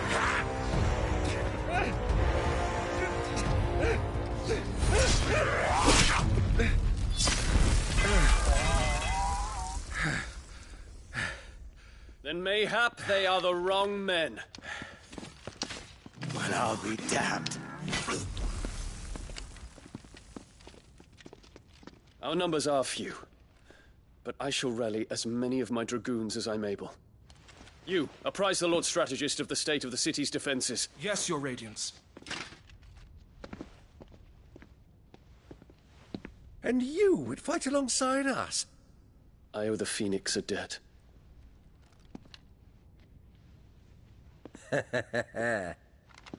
Does this vouch for my nephews? Aye, but I still have my doubts about you. Which we can discuss later. Indeed.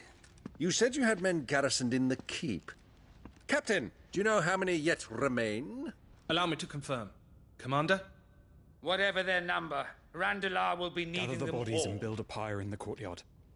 Quickly. Terence. My lord.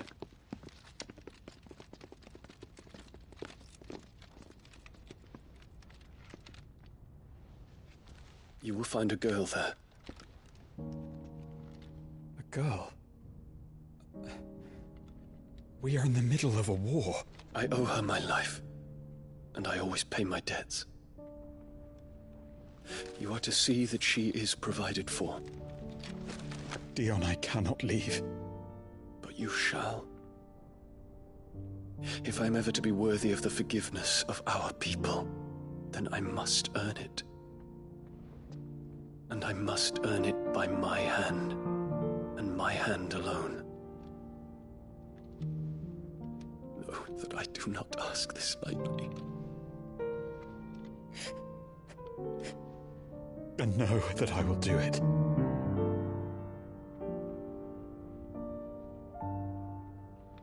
Farewell, Terence.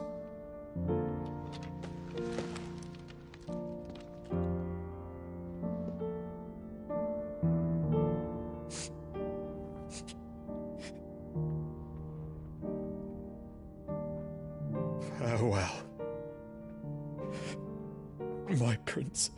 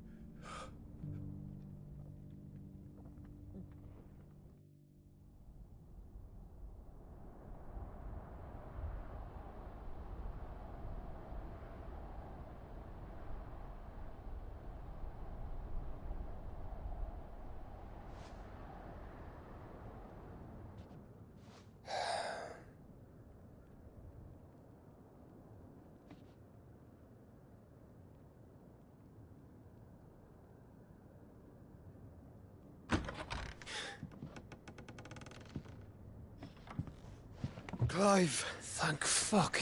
You alright? I am. But I'm a damn sight better for seeing you, Joshua. And Barnabas. The king is dead.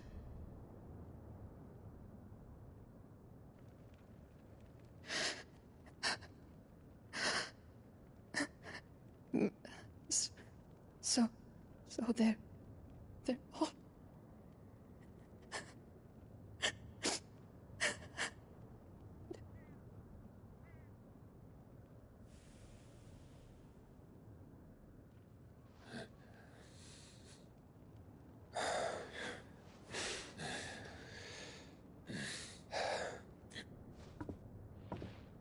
They are, but so is their killer.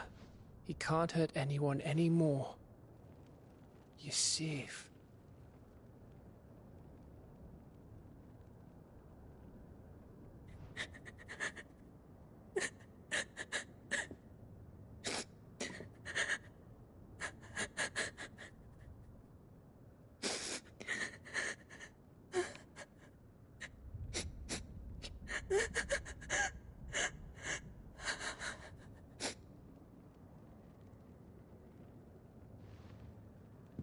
Gav, we need to talk.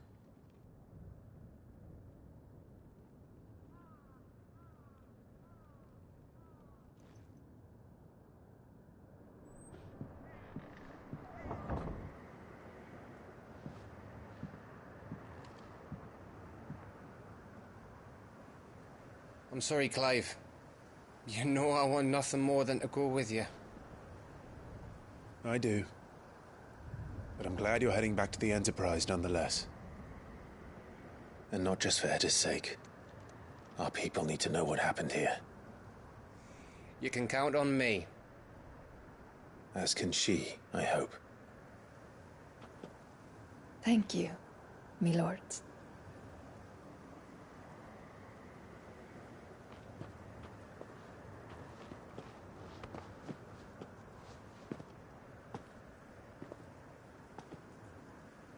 Do you think that was wise? Wiser than leaving a woman with child alone in the Deadlands. They'll be safer at the hideaway. For now, at least.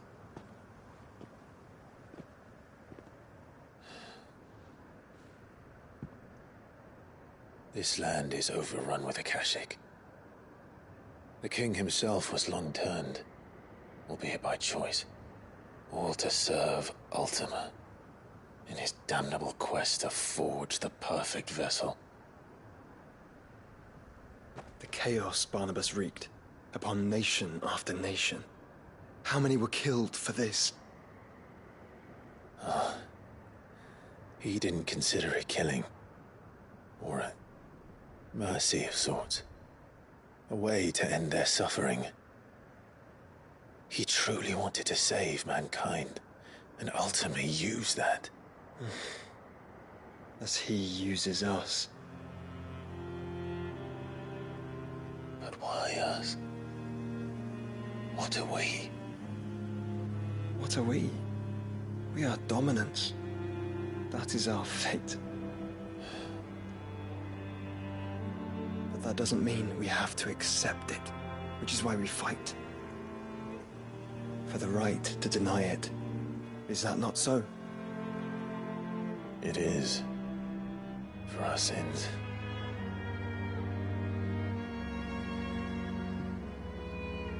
Barnabas said something else. That the Mother Crystals were Ultimas. Ultimas? Are you certain? We know that the Mother Crystals have been leading the land of Ether. And we also know that it's this which hastens the spread of the Blight. But what I cannot fathom is what Ultima stands to gain from that. What did you find at the Stronghold? The truth about Ultima's prize. For so long, I believed it to be you, and you alone. Yet, it is not merely Efreet that he desires, but Efreet and Phoenix both. That which we became in the skies over Twinside. Only when the twin flames are joined shall his vessel be complete. Quite why he needs a vessel is another question. Unless there is something he cannot achieve without one. Something his immaterial form precludes. Something requiring an unthinkable amount of ether and a body resilient enough to channel it. If I did not know better, brother, I would think that he meant to cast a spell. A spell 1,000 years in the making. A spell to end all spells. And he cannot do it without us. Nor without the Mother Crystals. But if we destroy them all, we will stop not only the Blight, but Ultima as well.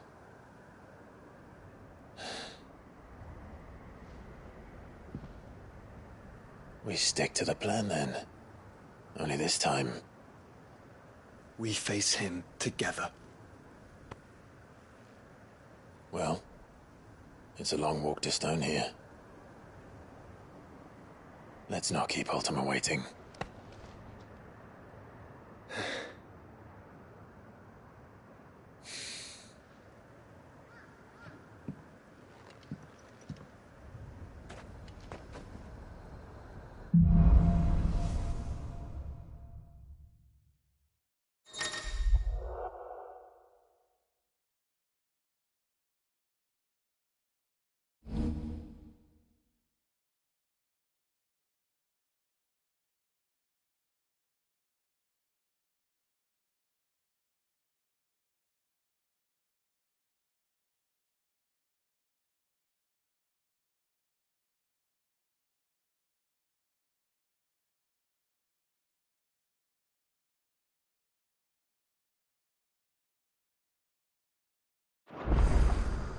When Barnabas fell, his magic died with him.